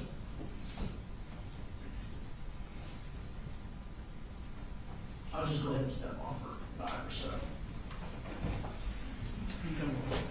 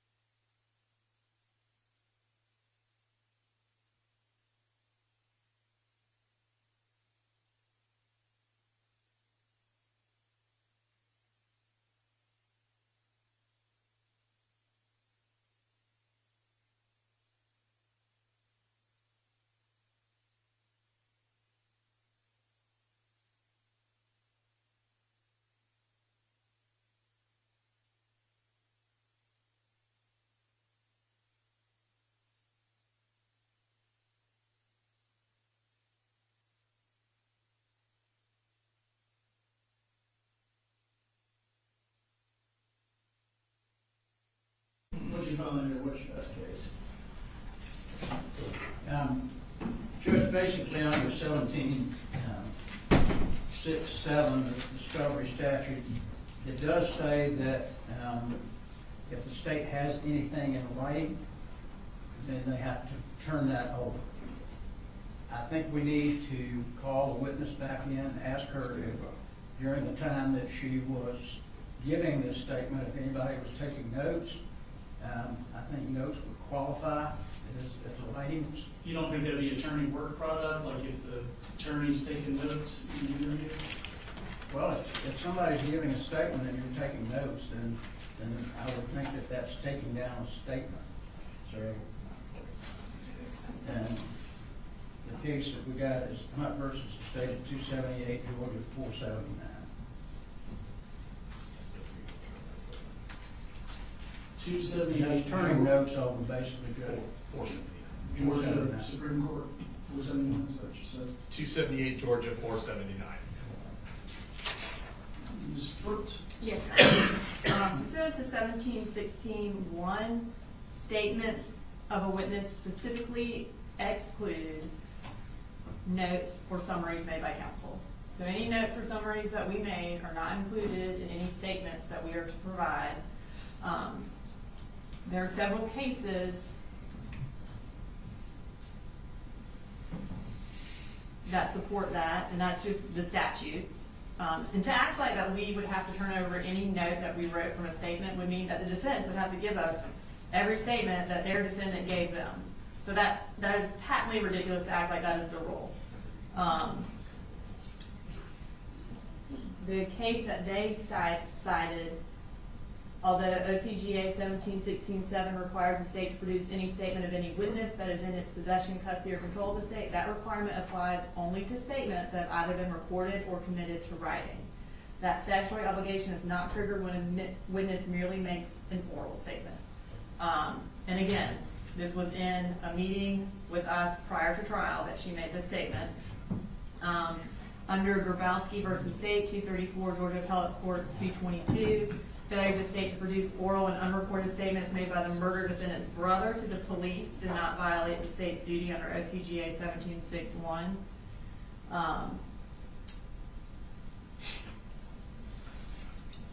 In Hines versus State, with regard to a caseworker was allowed to testify to additional recollections the caseworker realized about the defendant's statement that she had not written in her summary but were oral, because that oral statement did not trigger any sort of production by the state. So the law, case after case after case, is very clear that the state does not have to provide an oral statement that a witness made to us. And I think if that were the rule, again, then every time Colin Gray gave the defense a statement, then they'd have to turn that over to us, which they clearly don't. So I think that is not the law, and to act like that we have committed some sort of discovery violation is just not true. Well, the difference, Judge, is that here is a witness who's given a forensic interview. That's the only thing that we have. Yes, sir. Forensic interview.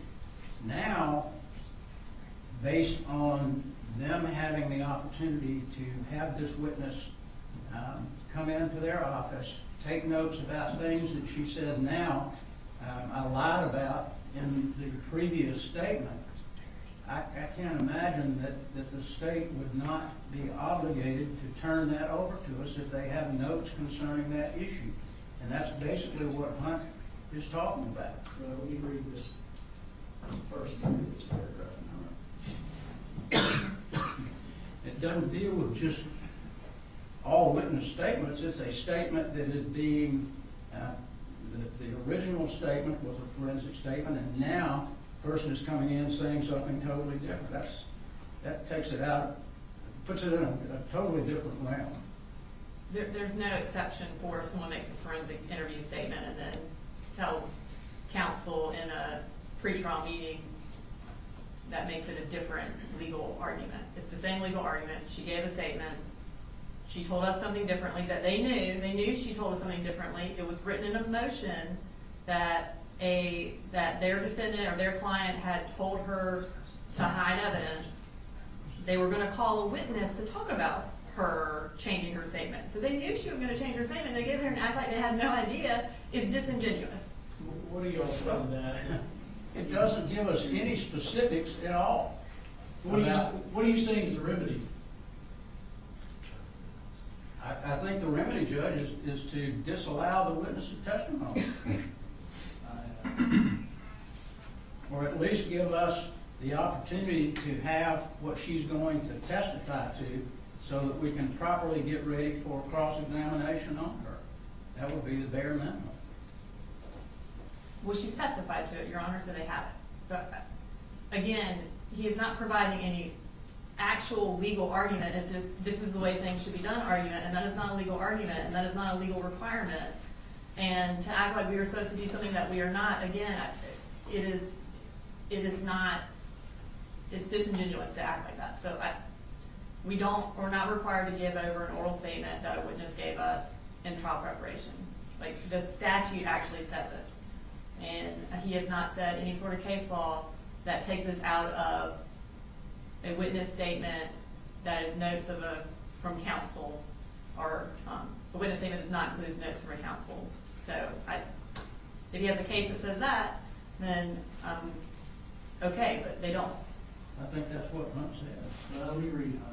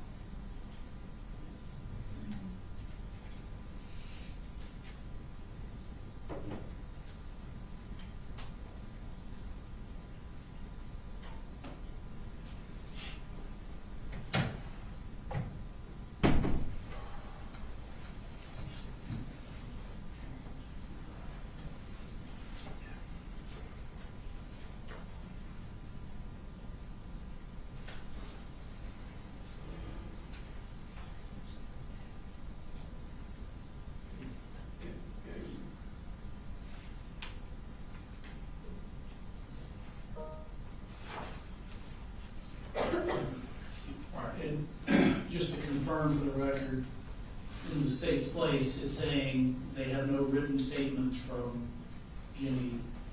Correct. These were statements that were made in interviewing her for trial. Correct. And, I mean, I am sure took notes. I don't have an independent recollection. I'm sure we took notes, Ms. Daniel and I, but she made no written statements. She signed nothing. That statement was not recorded in any manner. I understand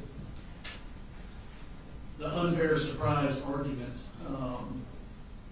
although I do also believe that y'all have a potential witness to testify about Jenny changing statements, and I don't know any real details about that. But I don't believe the law requires the state to provide notes of the attorney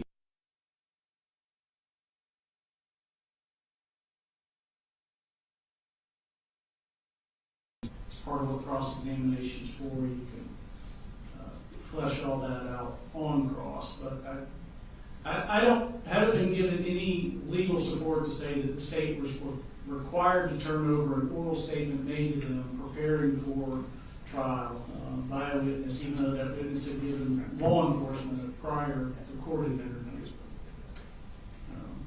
But anything else you'd like to put on the record with respect to that? Go ahead. Judge, it's obvious the state said that there are notes, and that's what I think we need. I feel like certainly the case law will bear that out under Hunt, that if you got notes and they're different from what a witness previously testified to, then they should be turned over. Here's what I'm going to do. I'm going to have you'll go ahead and conduct your cross-examination. I'm not going to release her from the subpoena. And if y'all give me a case that says that their trial prep notes as far as her statements should have been turned over, then we can address turning those over and recalling her. Thank you. All right. You bring the jury first, or doesn't matter which one. Bring her first, yes.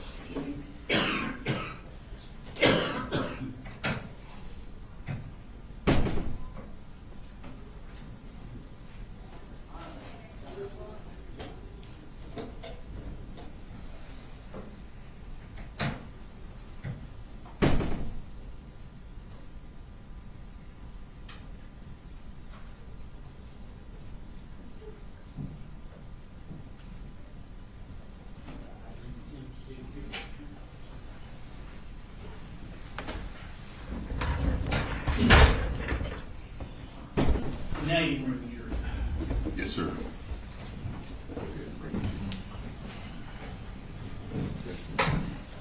You're ready.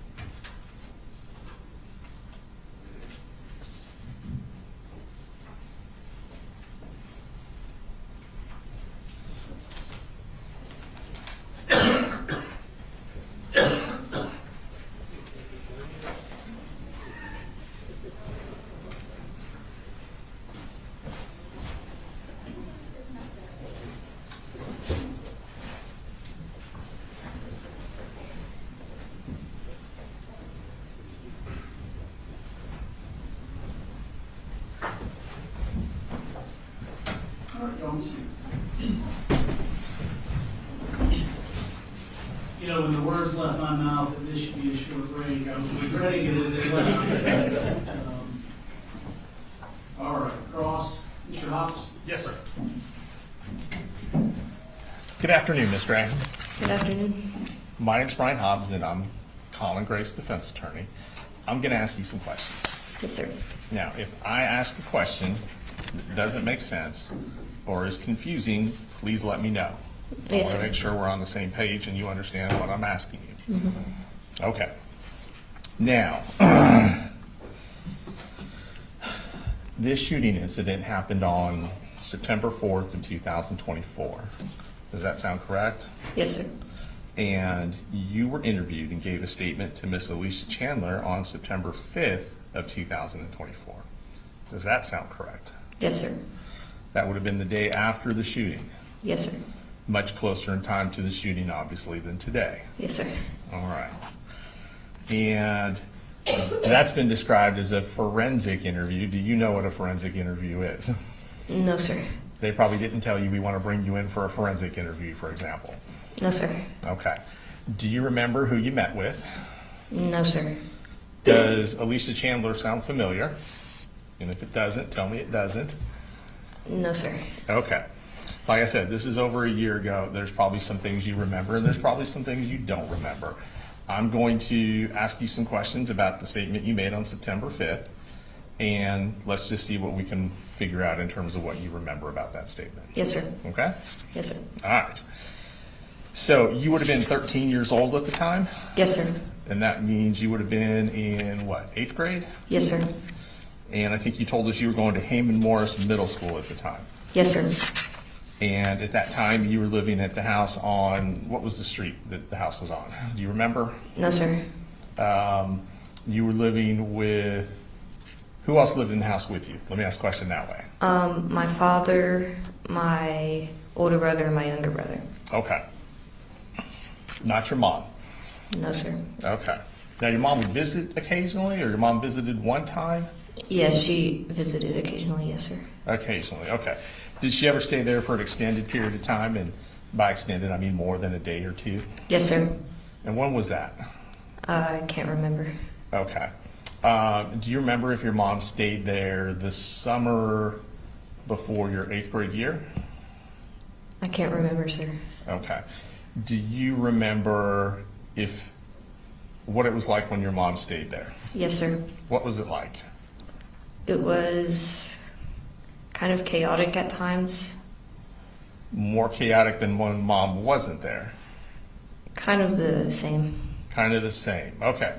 And do you recall an incident where your mom and Colt got into a big argument?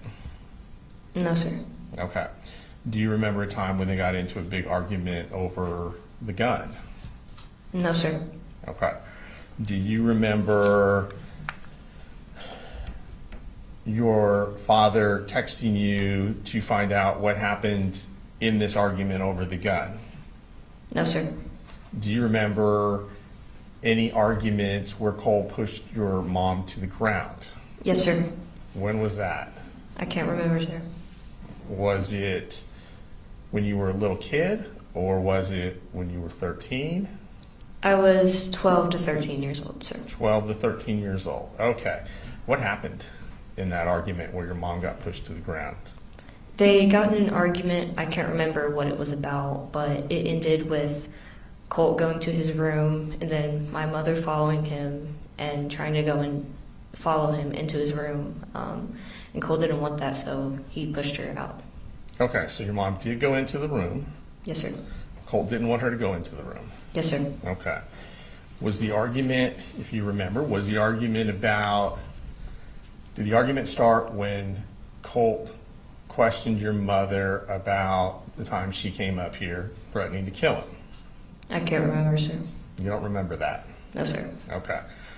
Do you remember if, when your mom went into Colt's room, she tried to take the gun? Yes, sir. She did try to take the gun? Yes, sir. Okay. All right. So, after that incident, did your mom leave shortly thereafter? Yes, sir. Do you know why she left? No, sir. Do you know if she left because she wanted to, or did someone say, come pick her up, it's time for mom to go? I can remember her parents coming up to our house and taking her back with them. Okay. And her parents, that would be your grandparents, right? Yes, sir. And who were they? Deborah, Paul Hamus, and her husband. I forgot his name though. Okay, that's okay. What'd you call them? Grandma, grandpa, Yeah, that stuff like that. Yeah. stuff like that? Mhm. Okay. All right, so let's fast forward past that. So I lied. Let's go back before that. When did you start living with your dad full time? I don't remember, sir. Do you remember why you started living with your dad full time? Yes, sir. And why was that? I think it was because of my mom's drug use, and they didn't want me and Colin living with her while she was using drugs, so Okay. they sent us with our dad. Do you know, is that DFAX or someone else? Yeah, I think it was DFAX. Okay, if you know. Yes. And when that happened, had you been living with your mom in Fitzgerald? Yes, sir. Okay. All right, so your dad came and picked you up, Yes, sir. and then he took you up to Winder. Yes, sir. And then you guys lived in Winder with your father, you and your brother, younger brother, Coley Jr., lived with your father and Colt here in Winder. Is that correct? Yes, sir. All right. And you guys all lived in the same house. Yes, sir. You had your own bedroom. Yes, sir. Did you have your own bathroom? Yes, sir. And did anybody else share a room? Yes, sir. Who shared a room? My father and my younger brother. Okay, so your father, and that would be Coley Jr.? Yes, sir. Is that how you refer to him? I want to make sure. Is it little Coley? How did you refer to him? Just Coley. Okay, so your dad and Coley shared a room. Is that right? Yes, sir. And your dad let you have the master bedroom and the bathroom? Yes, sir. Okay. All right, now we're going to go back up to September of 2024. So your dad takes you to do the forensic interview. Yes, sir. Is that correct? Yes, sir. And was he present during the interview? No, Was sir. he sitting next to you or anything like that? No, sir. So you were in a room by yourself with the interviewer? Yes, sir. Was there anybody else in the room with you? No, sir. Could you see your dad when you gave this interview? No, sir. Okay.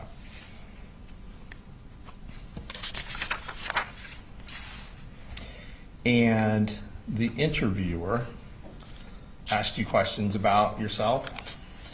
Yes, Do sir. you remember? Yes, sir. Okay. She probably asked you how old you were. Yes, sir. She asked you what school you went to. Yes, sir. Did she ask you what you liked, music or anything else? Yes, sir. So kind of started off getting to know you a little bit. Yes, sir. Okay. And then she probably started asking you some questions about your family. Yes, sir. Does that make sense?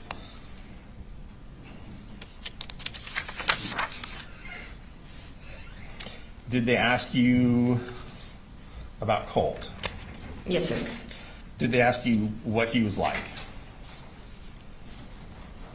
A little bit. Okay. Do you remember telling them that he could be twitchy? No, sir. Do you remember telling them that he could be annoying? No, sir.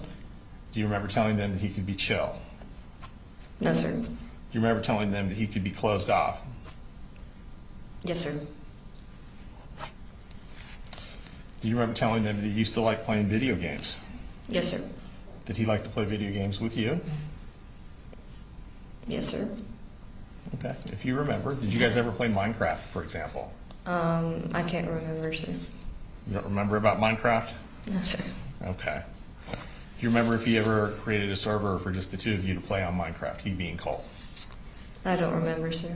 Okay. Have you ever played Minecraft? Yes, sir. I just want to make sure I'm saying it right. All right, so there is a game called Minecraft, Yes, sir. but you don't remember playing it with your brother. No, sir. Okay. And let's see.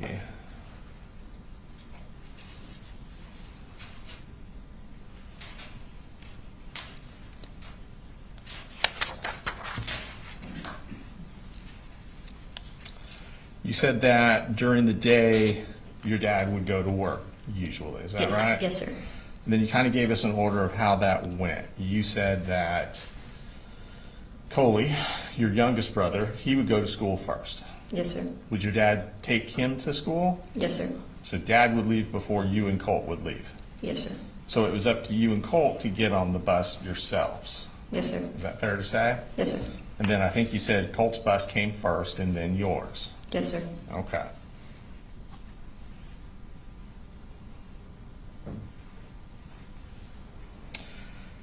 Now, did they ask you to describe your dad? I can't remember, sir. Okay. Do you remember saying that your dad is energetic? No, sir. Do you remember saying your dad's positive? No, sir. Do you remember saying your dad's happy all the time? No, sir. Okay.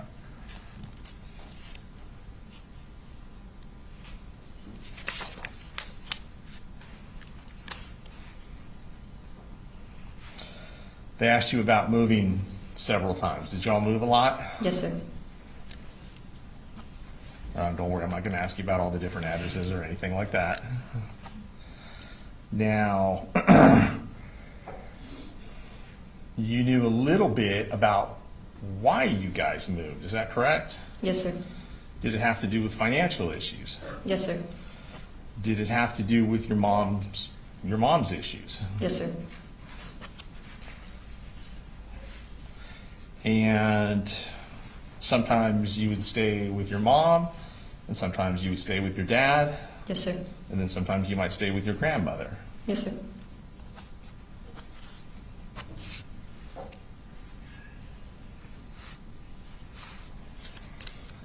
And do you remember telling them that sometimes your mom would go back and forth between living in one house with you guys and then also living with grandma as well? Yes, sir. Does that sound right? Yes, sir. And that was in Fitzgerald? Mm-hmm. Okay.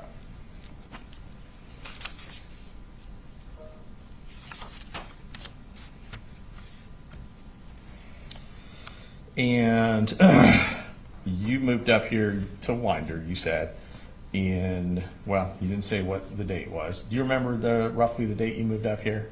No, sir. It's okay if you don't. But you moved up here when Defect said your dad had to come pick you up. Yes, sir. That fair? Okay. Sometimes it's easier to remember events than dates. All right. Now, once you came up to Winder, would your grandmother come up here and visit you? Not a lot, but Okay. I'm So sure. a lot can mean a lot of different things. What's a lot mean to you? I'm sure she's come up at least like once or twice, but it wasn't like, every other weekend or something like that. Okay. So in the time you lived up in Winder, you think grandma came to visit once or twice? Yes, sir. Okay. Not every month, for example. No, sir. Okay.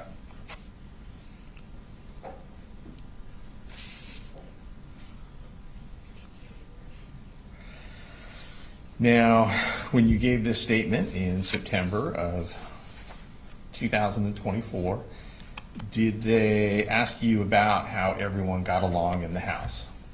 Yes, sir. Does that sound familiar? Yes, sir. All right. If you remember, how did your dad and Coley get along? I remember they got along pretty well. Okay. Yeah, they were close. Did they ask you how you and your dad got along? Yes, sir. And what did you tell them, if you remember? I don't remember. Okay. Did they ask you how you and Colt got along? Yes, sir. Do you remember what you told them? No, sir. Okay. Do you remember if you told them whether or not he was annoying or pestering? No, sir. Do you remember if you told them that you were scared of him? No, sir. Do you remember if you told them whether or not he put a hole in your door? No, sir. Put a hole in the wall? No, sir. Do you remember if they asked you about whether or not people get in fights in the house? Yes, sir. Okay.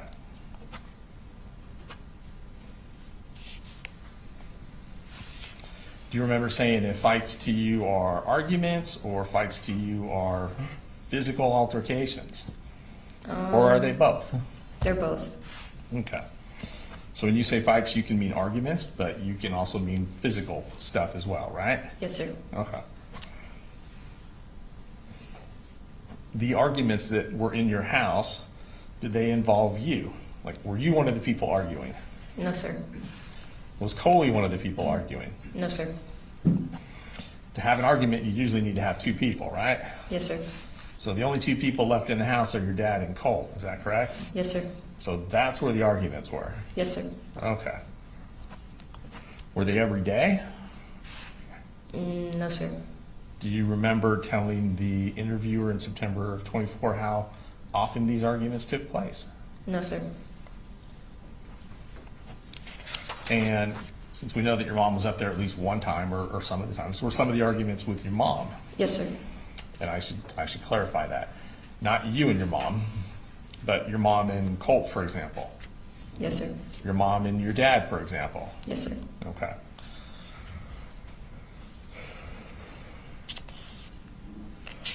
Do you remember saying that in regards to these arguments that Colt liked to instigate Yes, these sir. arguments?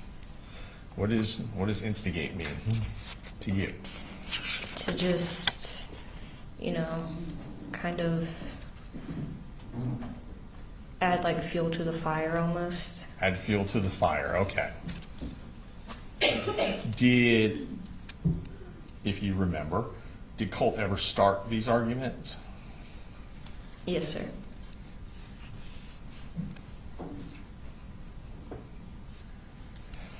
And do you remember telling the interviewer in that statement of September 24 that Colt could be mean?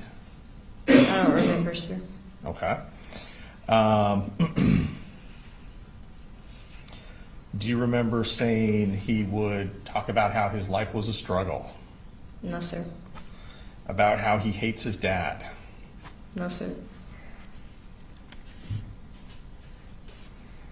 Do you remember telling the interviewer that Colt didn't like the fact that he had trouble with bullies? No, sir. Did they ask you if you knew anything about the bullying? No, sir.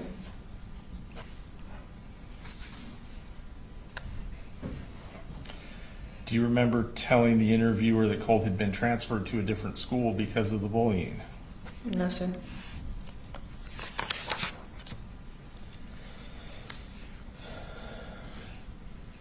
Do you remember that telling the interviewer that Colt could get really frustrated about stuff? No, sir. That he could get really angry and yell out stuff? No, sir.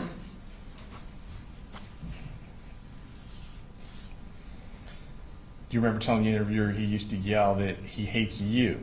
No, sir. That he hates his dad? No, sir. Do you remember if he yelled anything else at your dad or anything at your dad when they argued? He would cuss a lot. Colt would cuss a lot? Yes, sir. Okay. Do you remember saying that during these arguments you might just go into your room and put your headphones on? Yes, sir.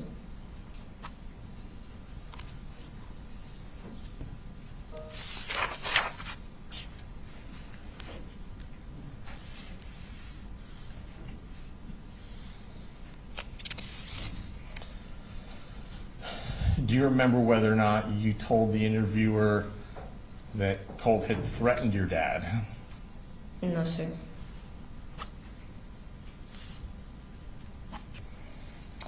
Do you remember telling the interviewer that the arguments between Colt and your dad usually started because Colt didn't get something he wanted? Yes, sir. Now, when you say something he wanted, what are we talking about? Like, what would he typically want that maybe would start an argument, if you can remember? I can remember a lot being about like his gun, like accessories for it and stuff. Like accessories for his gun? Mm-hmm. Okay. So he might ask your dad for an accessory for your gun, and your dad would say no, and that would lead to an argument. Yes, sir. And you would have told the interviewer that? Yes, sir. Okay.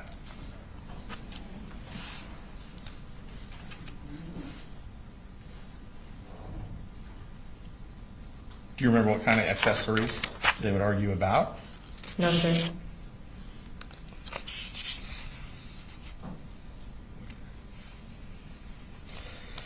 Now, you have testified today that there were physical fights between your dad and Colt. Yes, sir. Is that correct? And did Colt ever charge at your father? Yes, sir. And what would happen when he did that? He would fight back. Like, What would your dad do in response? he would fight back. Your dad would fight back? How? Yeah. Specifically? He would just try to get him to stop, like, you know, push him to the ground, stuff like that. Okay. Would he ever put him in a bear hug? Yes, sir. Grab and hold him until he calmed down? Yes, sir. And I believe you said earlier in describing physical altercations, are you saying your dad would make a fist and try and hit Colt with his fist? Yes, sir. And you would have told that to the interviewer when they asked that question in September of 2004, right? If I can remember. Okay. Colt would try and punch your dad? Yes, sir. Would you have told the interviewer that? I don't remember. Okay.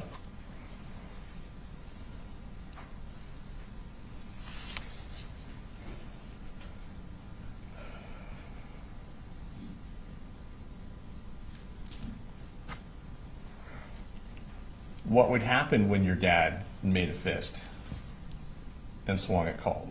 Would he hit him? What do you mean? Well, you said your dad would make a fist, right? Yeah.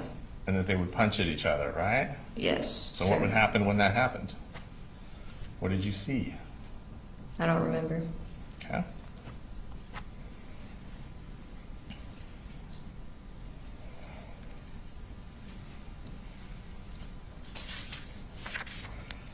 Do you remember telling the interviewer that you never saw your dad hit Colt?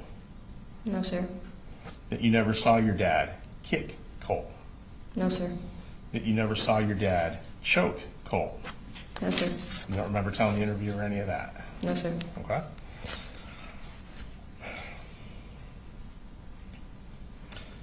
Do you remember telling the interviewer that in these altercations, once Colt would calm down, typically he would end up throwing something? No, sir.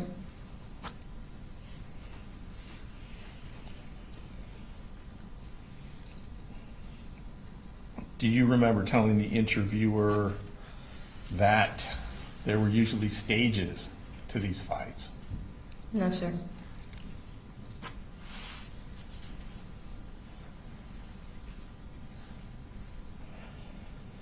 Do you remember telling the interviewer there was a fight about a month before school started between your dad and Colt?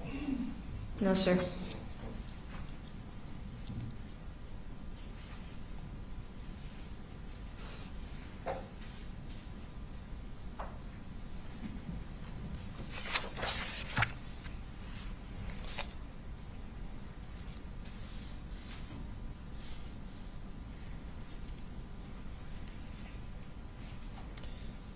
Do you remember telling the interviewer that your dad didn't really know about anything Colt was doing on his computer?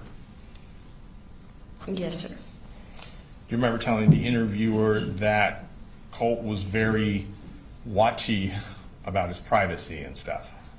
No, sir. Was Colt concerned about the privacy on his computer, to your knowledge? I think a little bit, you know. Do you remember telling the interviewer that Colt would use burner accounts? No, sir.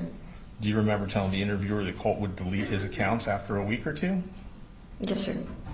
You do remember that? Yes, sir. Okay. Do you know why he would delete his accounts? No, sir. Do you remember telling the interviewer that the names of his accounts were just random combinations of letters and numbers? No, sir.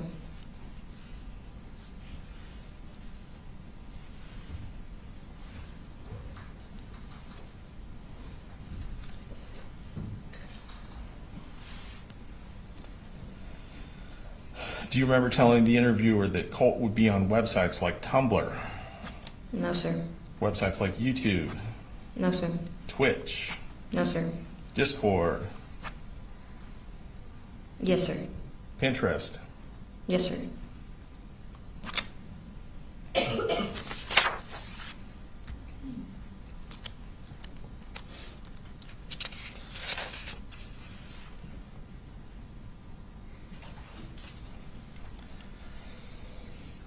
Do you remember telling the interviewer on Pinterest Colt would make boards about like inspiration and vibes? No, sir. People that he looked up to? Yes, sir. Aesthetics? No, sir. Do you know who some of the people would be on his Pinterest board? Not by name, no.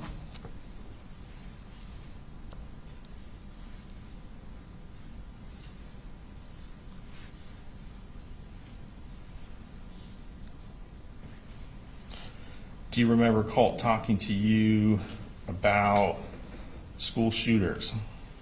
Yes, sir. Do you remember telling the interviewer that he would act as if you knew who they were? Yes, These sir. shooters. Did you know who they were before he told you? No, sir. Were you interested in any of those folks? No, sir. Would you act like you were when you talked to Colt? No, sir. And you didn't tell the interviewer that? You did not tell the interviewer you would act as if you were interested when he told you about the school shooters? Not that I remember, no, sir. Okay. You remember telling the interviewer Colt would act like that kind of stuff was normal, Yes, sir. that it was common knowledge? Yes, sir.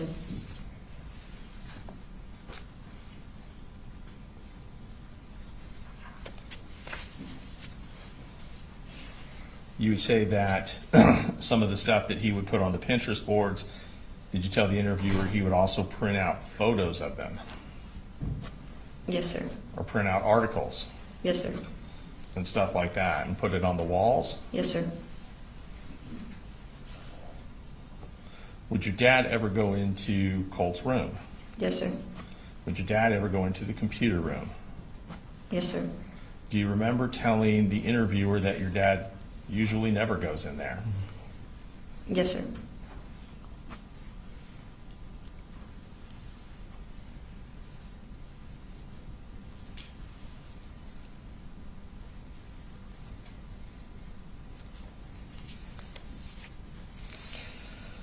Do you remember telling the interviewer why Colt would change his account so much? No, sir. Did you ever tell the interviewer it was because he was nervous about police? No, sir. That he was nervous about the FBI? No, sir. That he was eerie about that kind of stuff? No, sir. That he would try to avoid anything that's connected to them? No, sir. That he would try his best to hide himself? No, sir. You didn't tell any of that stuff to the interviewer? Not that I remember, no. Not that you remember. Okay.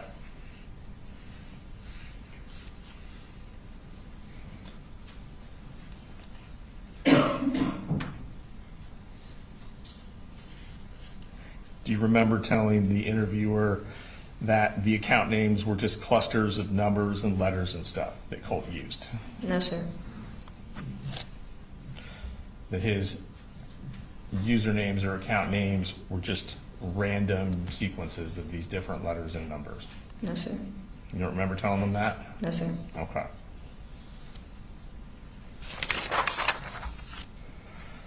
Do you remember telling the interviewer that Colt would watch stuff on YouTube? No, sir. You don't remember telling him that he would watch court videos? No, sir. You don't remember telling the interviewer he would watch footage of other people? No, sir. You don't remember telling the interviewer Colt would watch videos of people he looked up to? Yes, sir. Do you remember telling the interviewer what he would watch on Twitch? No, sir. Do you remember telling the interviewer that he would talk to you, Colt would talk to you on Discord? No, sir. Do you remember telling the interviewer that Discord was one of those that he routinely changed his name very quickly, his username? No, sir.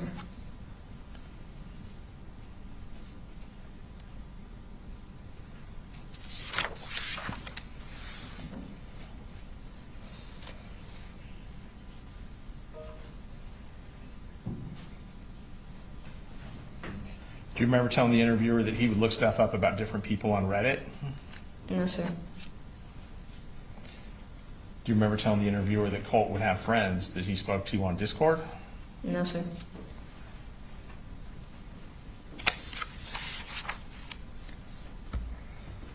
Do you remember telling the interviewer on the morning of the shooter that Colt was acting kind of different? Yes, sir.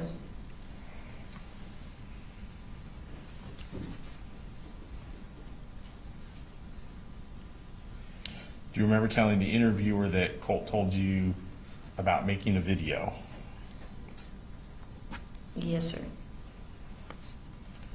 Why did that seem strange or weird?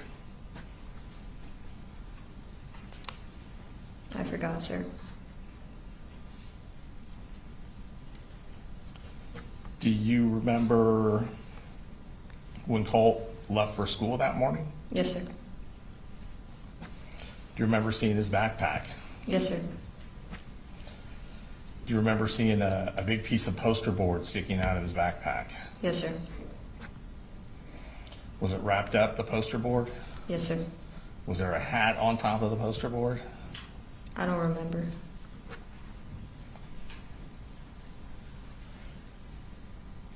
Do you remember if the poster board, and I think I just asked this, but bear with me, the poster board stuck up out of the backpack? Yes, sir. Did you think that was strange? That he had this giant poster board sticking out of his backpack? Yes, sir. How long had you been in school at that point? What do you mean? I don't understand. So, no, you're okay, that's fine. September, when did school start? I don't remember, sir.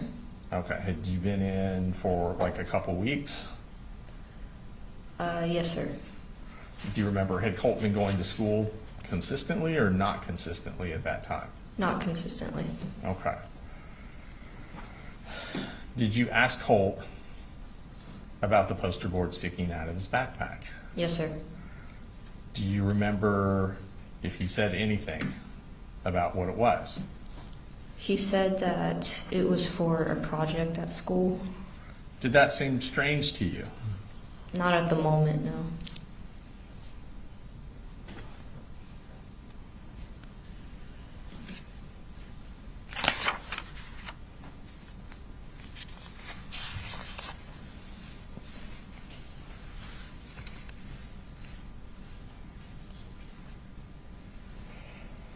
You said that, do you remember telling the interviewer that you and Colt would text each other a lot? No, sir. Did you guys text each other a lot? And a lot's one of those weird words that can be different. Did you guys text? Yes, sir. How often would you text each other? Per day. Let's just use one day as an example. We wouldn't text every day, but when we did, it wasn't like long conversations, I don't think. Okay. Did he ever text you any memes? Yes, sir. Do you remember any specific ones? No, sir.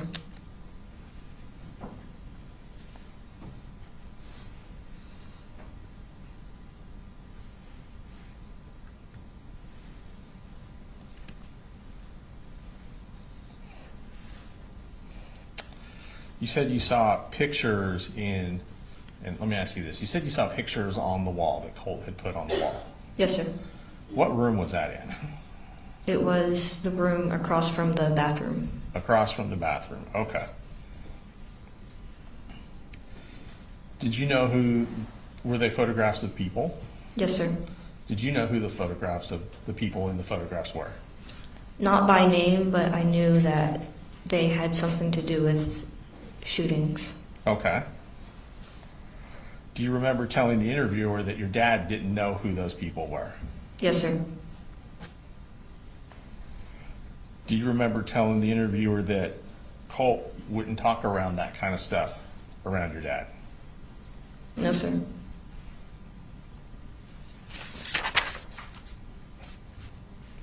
you remember telling the interviewer that Colt was allowed to be around guns? Yes, sir. You remember telling the interviewer that Colt and his dad would go to the shooting range sometimes? Yes, sir.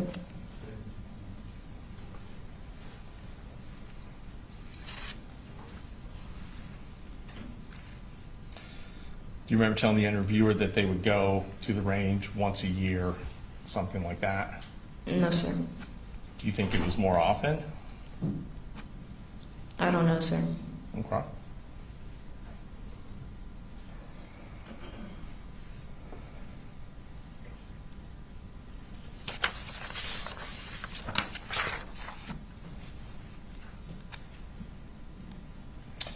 And do you remember telling the interviewer that the guns were long guns that they would go to the range with? Yes, sir.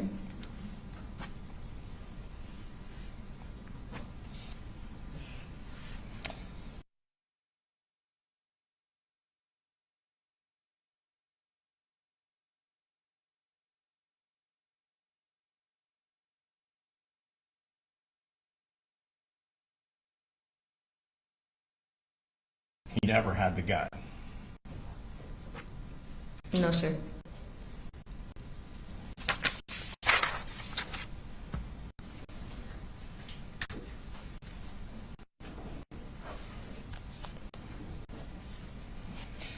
Do you remember telling the interviewer that you and your dad had had a conversation about Colt having anger issues?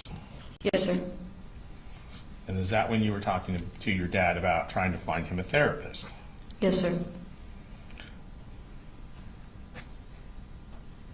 Do you remember telling the interviewer that your dad was very close to having a therapist or counselor set up for Colt? No, sir.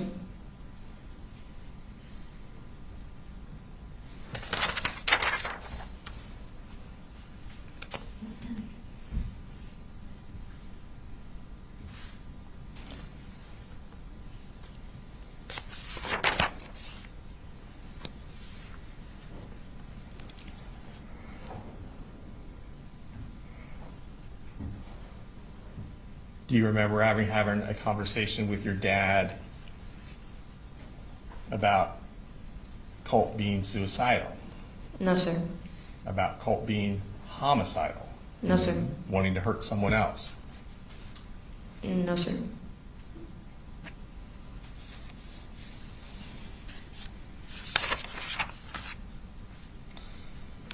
Do you remember having conversations with your dad where he said he was worried about Colt? Yes, sir. Were you ever nervous around Colt? Yes, sir. Do you remember telling the interviewer you were nervous after arguments with Colt? No, sir.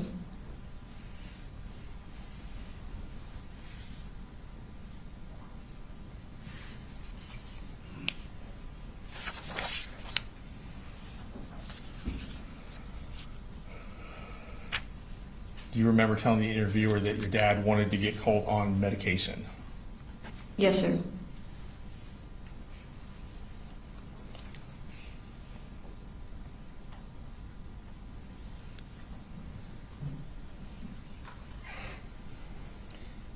Did do you remember telling the interviewer that Colt would talk to you about looking up these people he looked up to?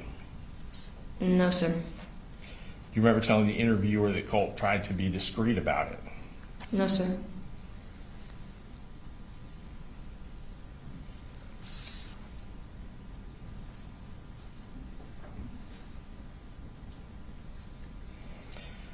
Do you remember telling the interviewer when she asked you about the shooting on the 4th that you could kind of see it coming? Yes, sir. And you told her that you could see it coming because when he left on the bus, you saw the open book bag. Yes, Is that sir. right? You saw the poster board 2 feet out of it.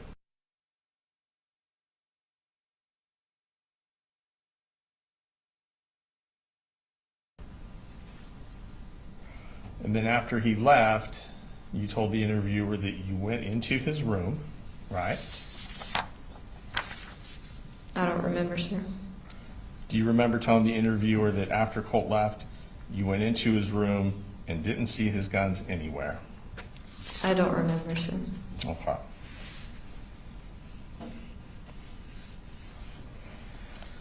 You testified earlier that you're living with foster parents now. Yes, And sir. I don't want you to tell me any information about them or where or anything like that, okay? Yes, sir. All right. You said the state asked you to compare your home life now to your home life then, right? Yes, sir. You said that your home life now is more loving. Yes, sir. You said it's more stable. Yes, sir. You said it's more family oriented.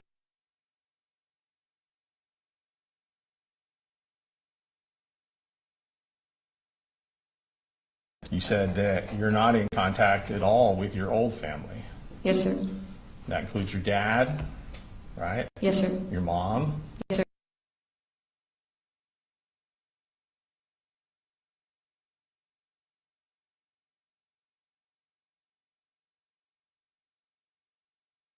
Where you're currently in school. Yes, sir. Is that right? Yes, sir. And don't tell me what it is, but isn't it true that the last name you have in school is not Gray? And Judge, I'm going to object to that. I don't know why that's relevant. It's going to go to bias.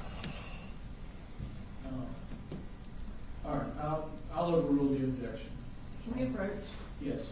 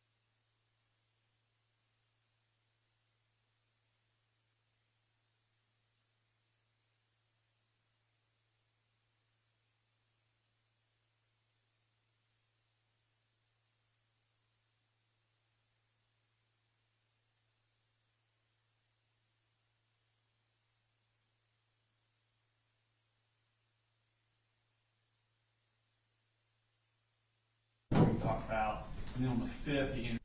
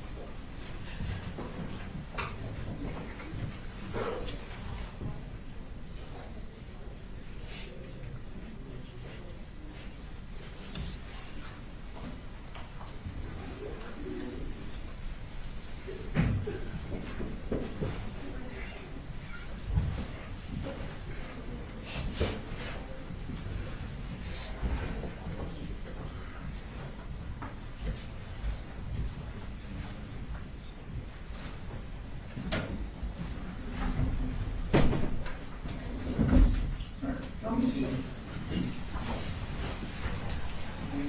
Go ahead. Thank you, Judge. All right, I'm almost done. So, just to kind of recap where we were, you do not remember telling the interviewer that after Colt left, and this is going back to that September 5th, 2025 interviewer with Miss Chandler, you do not remember telling her that after Colt left, you went into his room and didn't see the gun anywhere. I do not remember, sir. Okay. Have you spoken to the district attorney about this case before today? Yes, sir. How many times do you think? I don't know, sir. Okay, more than once? Yes, sir. Okay. Have you discussed this case with other court officials? I don't know, sir. Okay. I don't think so.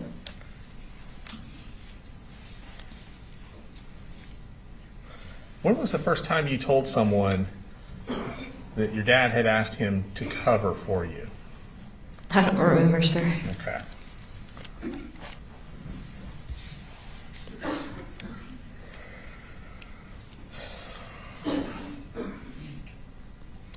Has anyone ever told you that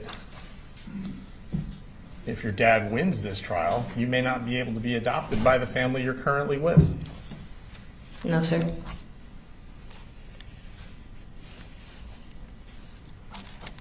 Do you hope to stay with the family you're currently with? I don't know, sir.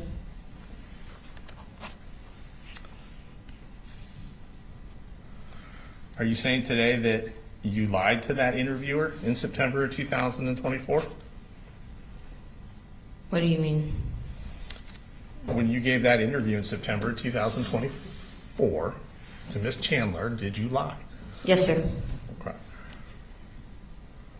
And when was the first time you told someone that you lied? I don't remember, sir. Okay. All right.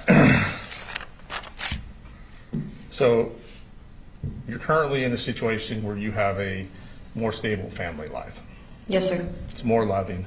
Yes, sir. It's more family oriented, I think you discovered. You Yes, sir. described it. Yes, sir. Less drama, Yes, sir. less chaos, Yes, sir. and you'd like to stay with the family you're currently with. Yes, sir. And you've broken off all contact with your old family. Yes, sir. And you certainly don't want to go through life known as the sister of the school shooter, Yes, sir. or the sister who knew that he had taken his gun to school and didn't tell anyone. And I'm gonna object to that.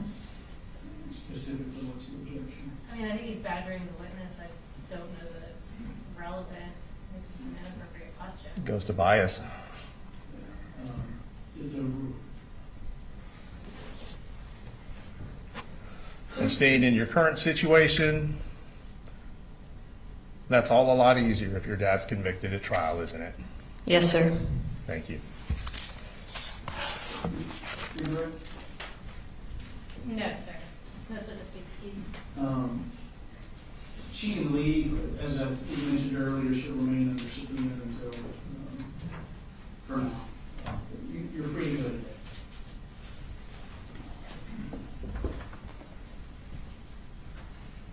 State, can you call us next? State calls Jason Smith to the stand.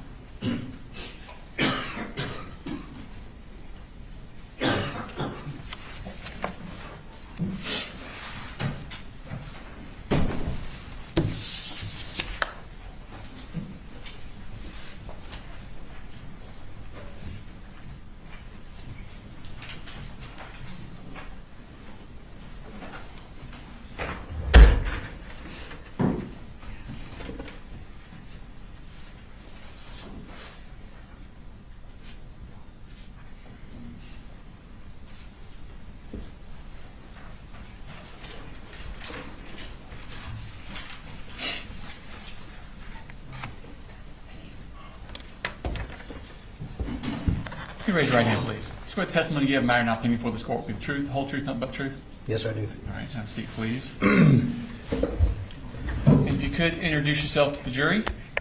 My name is Jason Smith. And could you spell that last name for the court order? It's SMITH.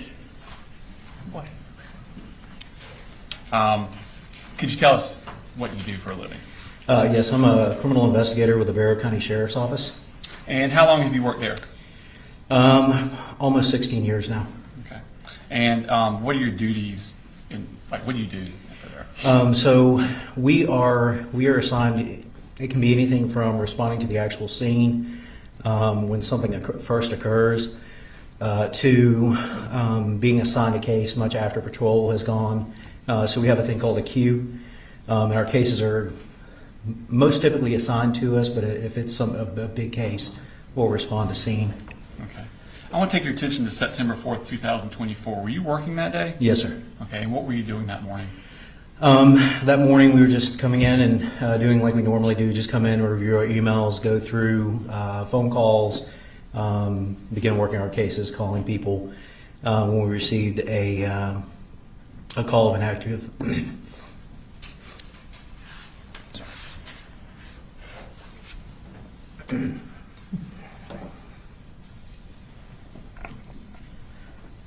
I'm sorry, 1 second. Okay. Take time.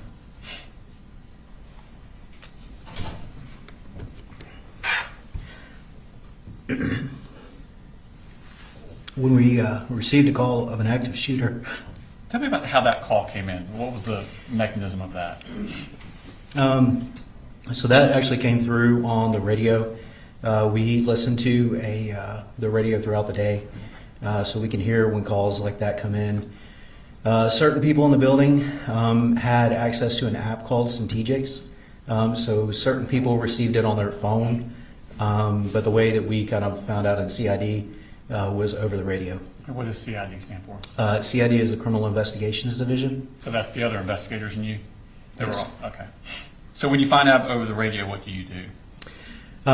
We immediately left there, ran lights and sirens to Apalachee High School, which is approximately 5 miles from the office. Okay. And what did you see when you arrived at the school? So when I arrived at the school, there was a large number of people.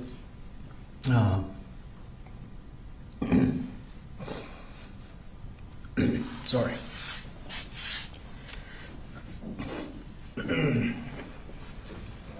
Were you one of the first to arrive? Would you? People have referred to like waves. Yeah, so I would say that I was in the second or third wave of people that arrived. There was a large number of patrol cars. Where did you park your vehicle? There was a large number of patrol cars going in the school, and I didn't want to wait to get up to the school.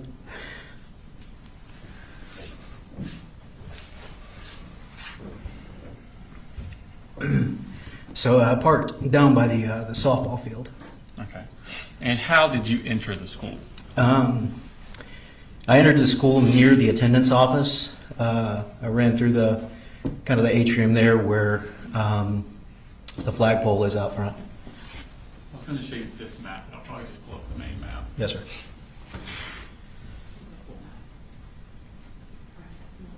Yeah, full one. Good one. Yeah, okay. So,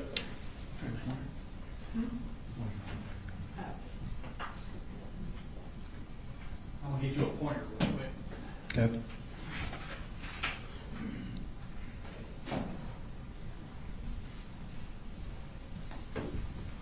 So you can use this to kind of describe what we're talking about. So where did you enter at? So I entered.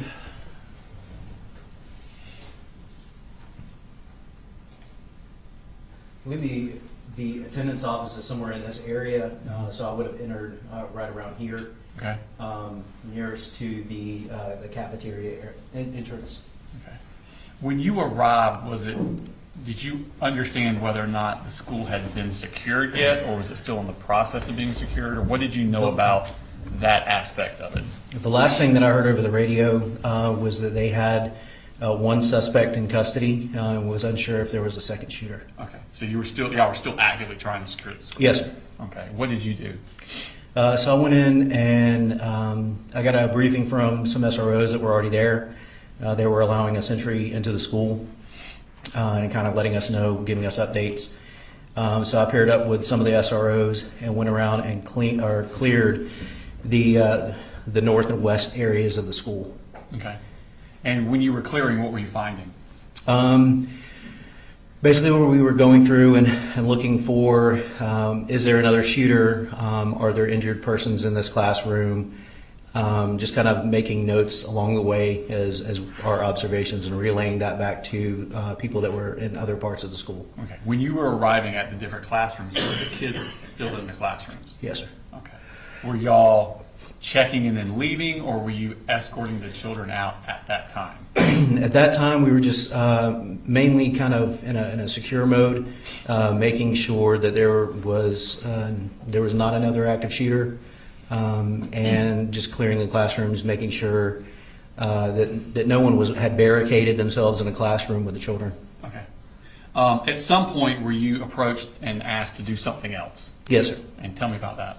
I was approached by my supervisor, Lieutenant Jason Wilkerson, and he asked if I would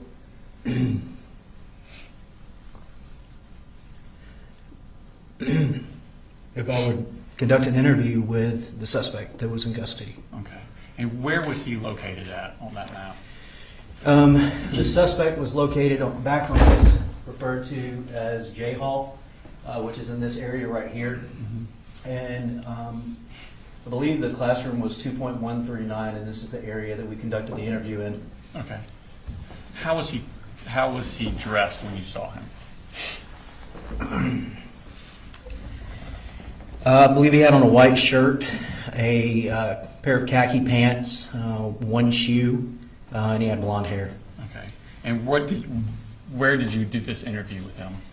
We did this in a nearby classroom, the classroom that was closest to him. Okay. When you spoke with him, did he give you his address?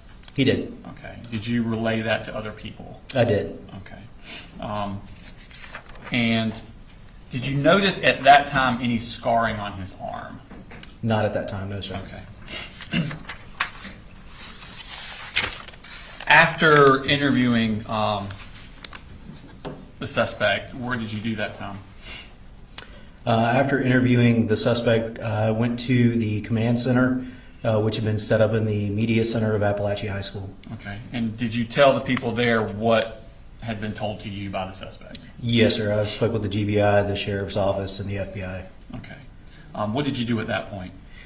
At that point, I left the area. I went back to the area of J Hall, which is on the back portion of the school. And I went through and I conducted a walkthrough of the crime scene with Special Agent Daniela Stewart of the GBI. Okay. And what did you do after that? After that, I went to a nearby classroom and reviewed video surveillance footage of the shooting itself. Okay. So after talking to the suspect, walking through the crime scene, and then reviewing the video footage of the crime, what did you do at that point? At that point, I left, came here to the Barrow County Courthouse and secured 4 warrants for the arrest of Colt Gray. Okay. And what were those warrants for? Felony murder. Okay. Did you do a follow-up interview with Colt Gray later?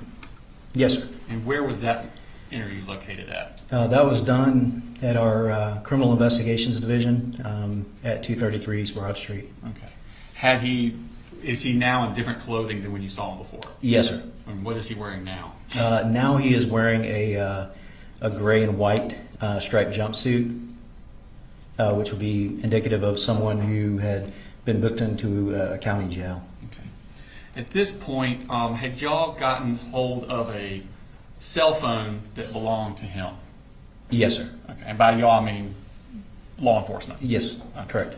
Did you ask him for the passcode for that cell phone? I did. And did he provide it to you? Yes, sir, he did. Okay. And did you provide that information to other investigators? Yes, sir, I did. Okay. At this point, did you notice anything about his physical wellness? I guess the best way to put it. During this interview, I noticed that he had, I believe it was 4 horizontal lacerations that had healed on his left arm. Okay. Did he say where he got these from or where it came from? Yes. Okay. I'm going to show you Smart State Exhibit 184. He didn't give an answer. That's fine. The answer would be hearsay. So it's the same that you said. Actually, you can recognize what that is.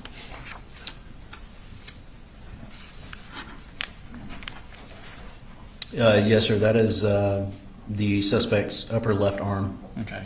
And did you take that picture? Yes, sir, I did. Did they accurately reflect the condition of his arm at that time? Yes, sir. This time I intend to take exhibit number 184 into evidence. No objection. All right, 184 is admitted. Okay. Does that pretty much sum up your September 4th, 2024? Yes, sir, it does. Okay. I want to move forward to September 5th, 2024, the next day. Did you meet with Kelsey Ward with the Georgia Bureau of Investigation? Yes, sir, I did. Okay. And did she brief you on an interview she had had with Colin Gray from the previous day? Yes, sir. Okay. Were you also briefed on an interview with Marcy Gray done by the GBI that previous day? Okay. What did you do at that point? Did you go somewhere? Yes, we actually went to a forensic interview located at the treehouse, which is approximately 500 feet behind our building. Okay. And what is the treehouse basically? The treehouse is a child advocacy center here in Barrow, and they have forensic interviewers on staff that can interview children in a kind of a neutral, non-leading manner. Okay. Have you been there before with children in cases you were working? Yes, sir, many times. Okay. When law enforcement goes, do you go into the interview with the child? Not into the interview. We view the interview from an adjacent room on a CCTV. Okay. And are you able to see what's happening in the room and hear what's happening in the room in real time? Yes, sir. Okay. And did you do that in this case? I did. Okay.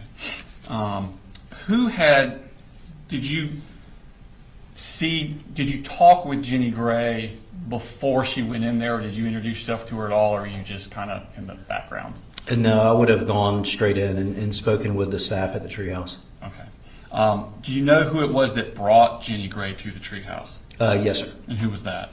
That was Colin Gray. Okay. Did you interact with Colin Gray at all at the treehouse? I did after Jenny's forensic interview, yes. Okay. And what happened in that interaction with him? I asked Colin Gray if he would accompany me back to the Criminal Investigations Division to conduct a follow-up interview. And did he agree to do that? He did. Okay. And was that voluntary? It was. Okay. Where was this interview?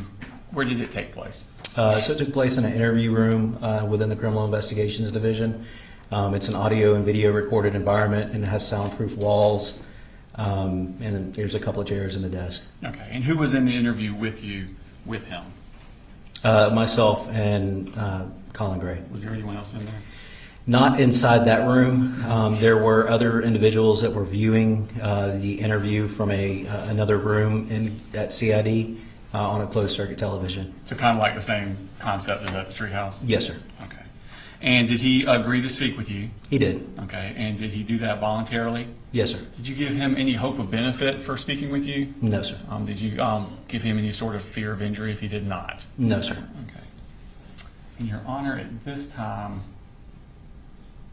I would play the interview, but like I said earlier, the interview was 2.5 hours long. And it'd probably be better if we played it through instead of playing some today and some tomorrow. So, ladies and gentlemen, we're not going to start a 2.5 hour interview right now. For continuity's sake, it may benefit you to hear it all in one piece rather than part today and part tomorrow. So we're going to go ahead and recess for the day, enjoy an early evening. Continue to refrain from doing any research about the case, looking up anything about it, stay off social media, stay away from the news. Have a good evening, see you in the morning as usual. Thank you.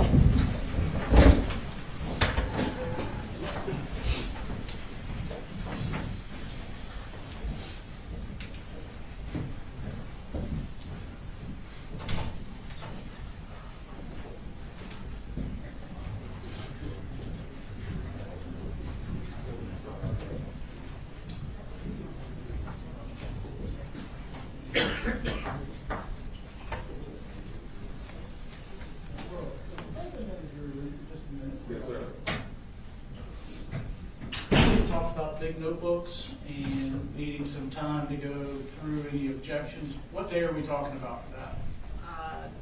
It should be tomorrow, but a lot of that depends on how long investigator Smith takes. I assume we will start tomorrow, though. We may not finish. Okay. Have y'all gone through them? Are we able to take up any of that presently? No, we've gone through part of Colin's, we've gone through all of Marcy's. Colin had 3 though. And Was there, were there other ones besides those 2 parties?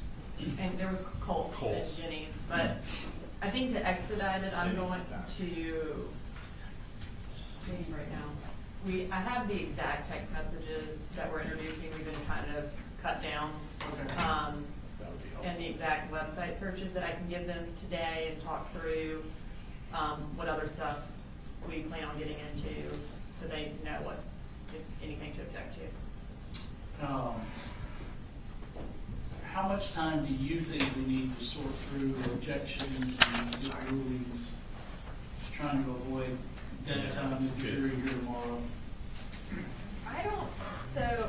Just for most of the text messages that are not with the defendant have already been introduced through other parties, and we may reference them here, but I think the majority of the messages are with the defendant, so I don't think there will be much objection to that. There are searches of the defendants, there are phone call logs, Marcy's searches that we've already gotten into with her, and then Ms. Gilliland is also going to go, or Investigator Gilliland is also going to go through some of the financial records that we just introduced through Investigator Hyatt.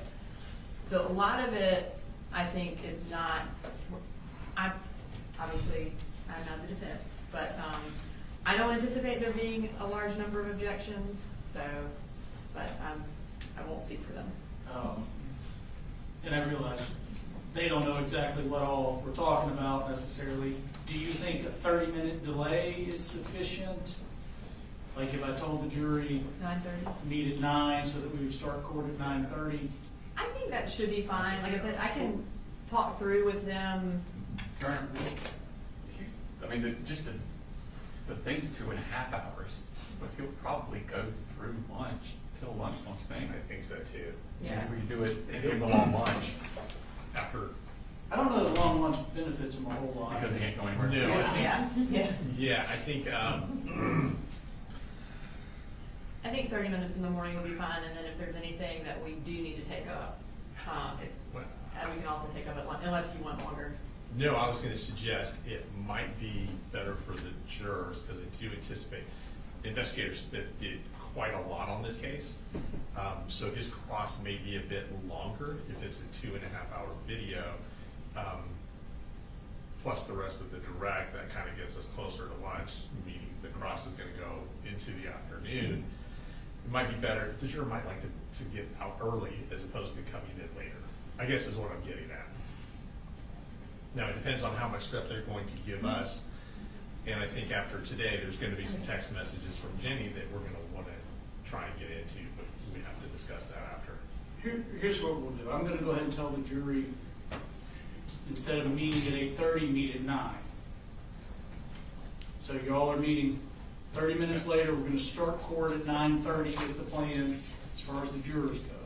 So have them meet at 9. We'll meet at 9 o'clock, understanding the jury will probably be here at 9:30. Y'all can spend a little time this afternoon, maybe get through some of it. Right. And then we'll just go from there. But that'll at least give us some lead time to work through it. Maybe all of it, maybe Sure. not. But, okay? So, have them meet at 9, Brooks. Yes, sir. Can you all start this tomorrow? No, I'm not going to do it tonight. Okay. Unless they have a ton of stuff and keep us here all night. Okay. It sounds like they don't, but who knows after today? All right. Anything else for us to do to first officially? I realize y'all have to talk and look at things. No, Okay. No, All sir. right. We'll adjourn. We'll start at 9, work through any objections, start the trial at 9:30. please.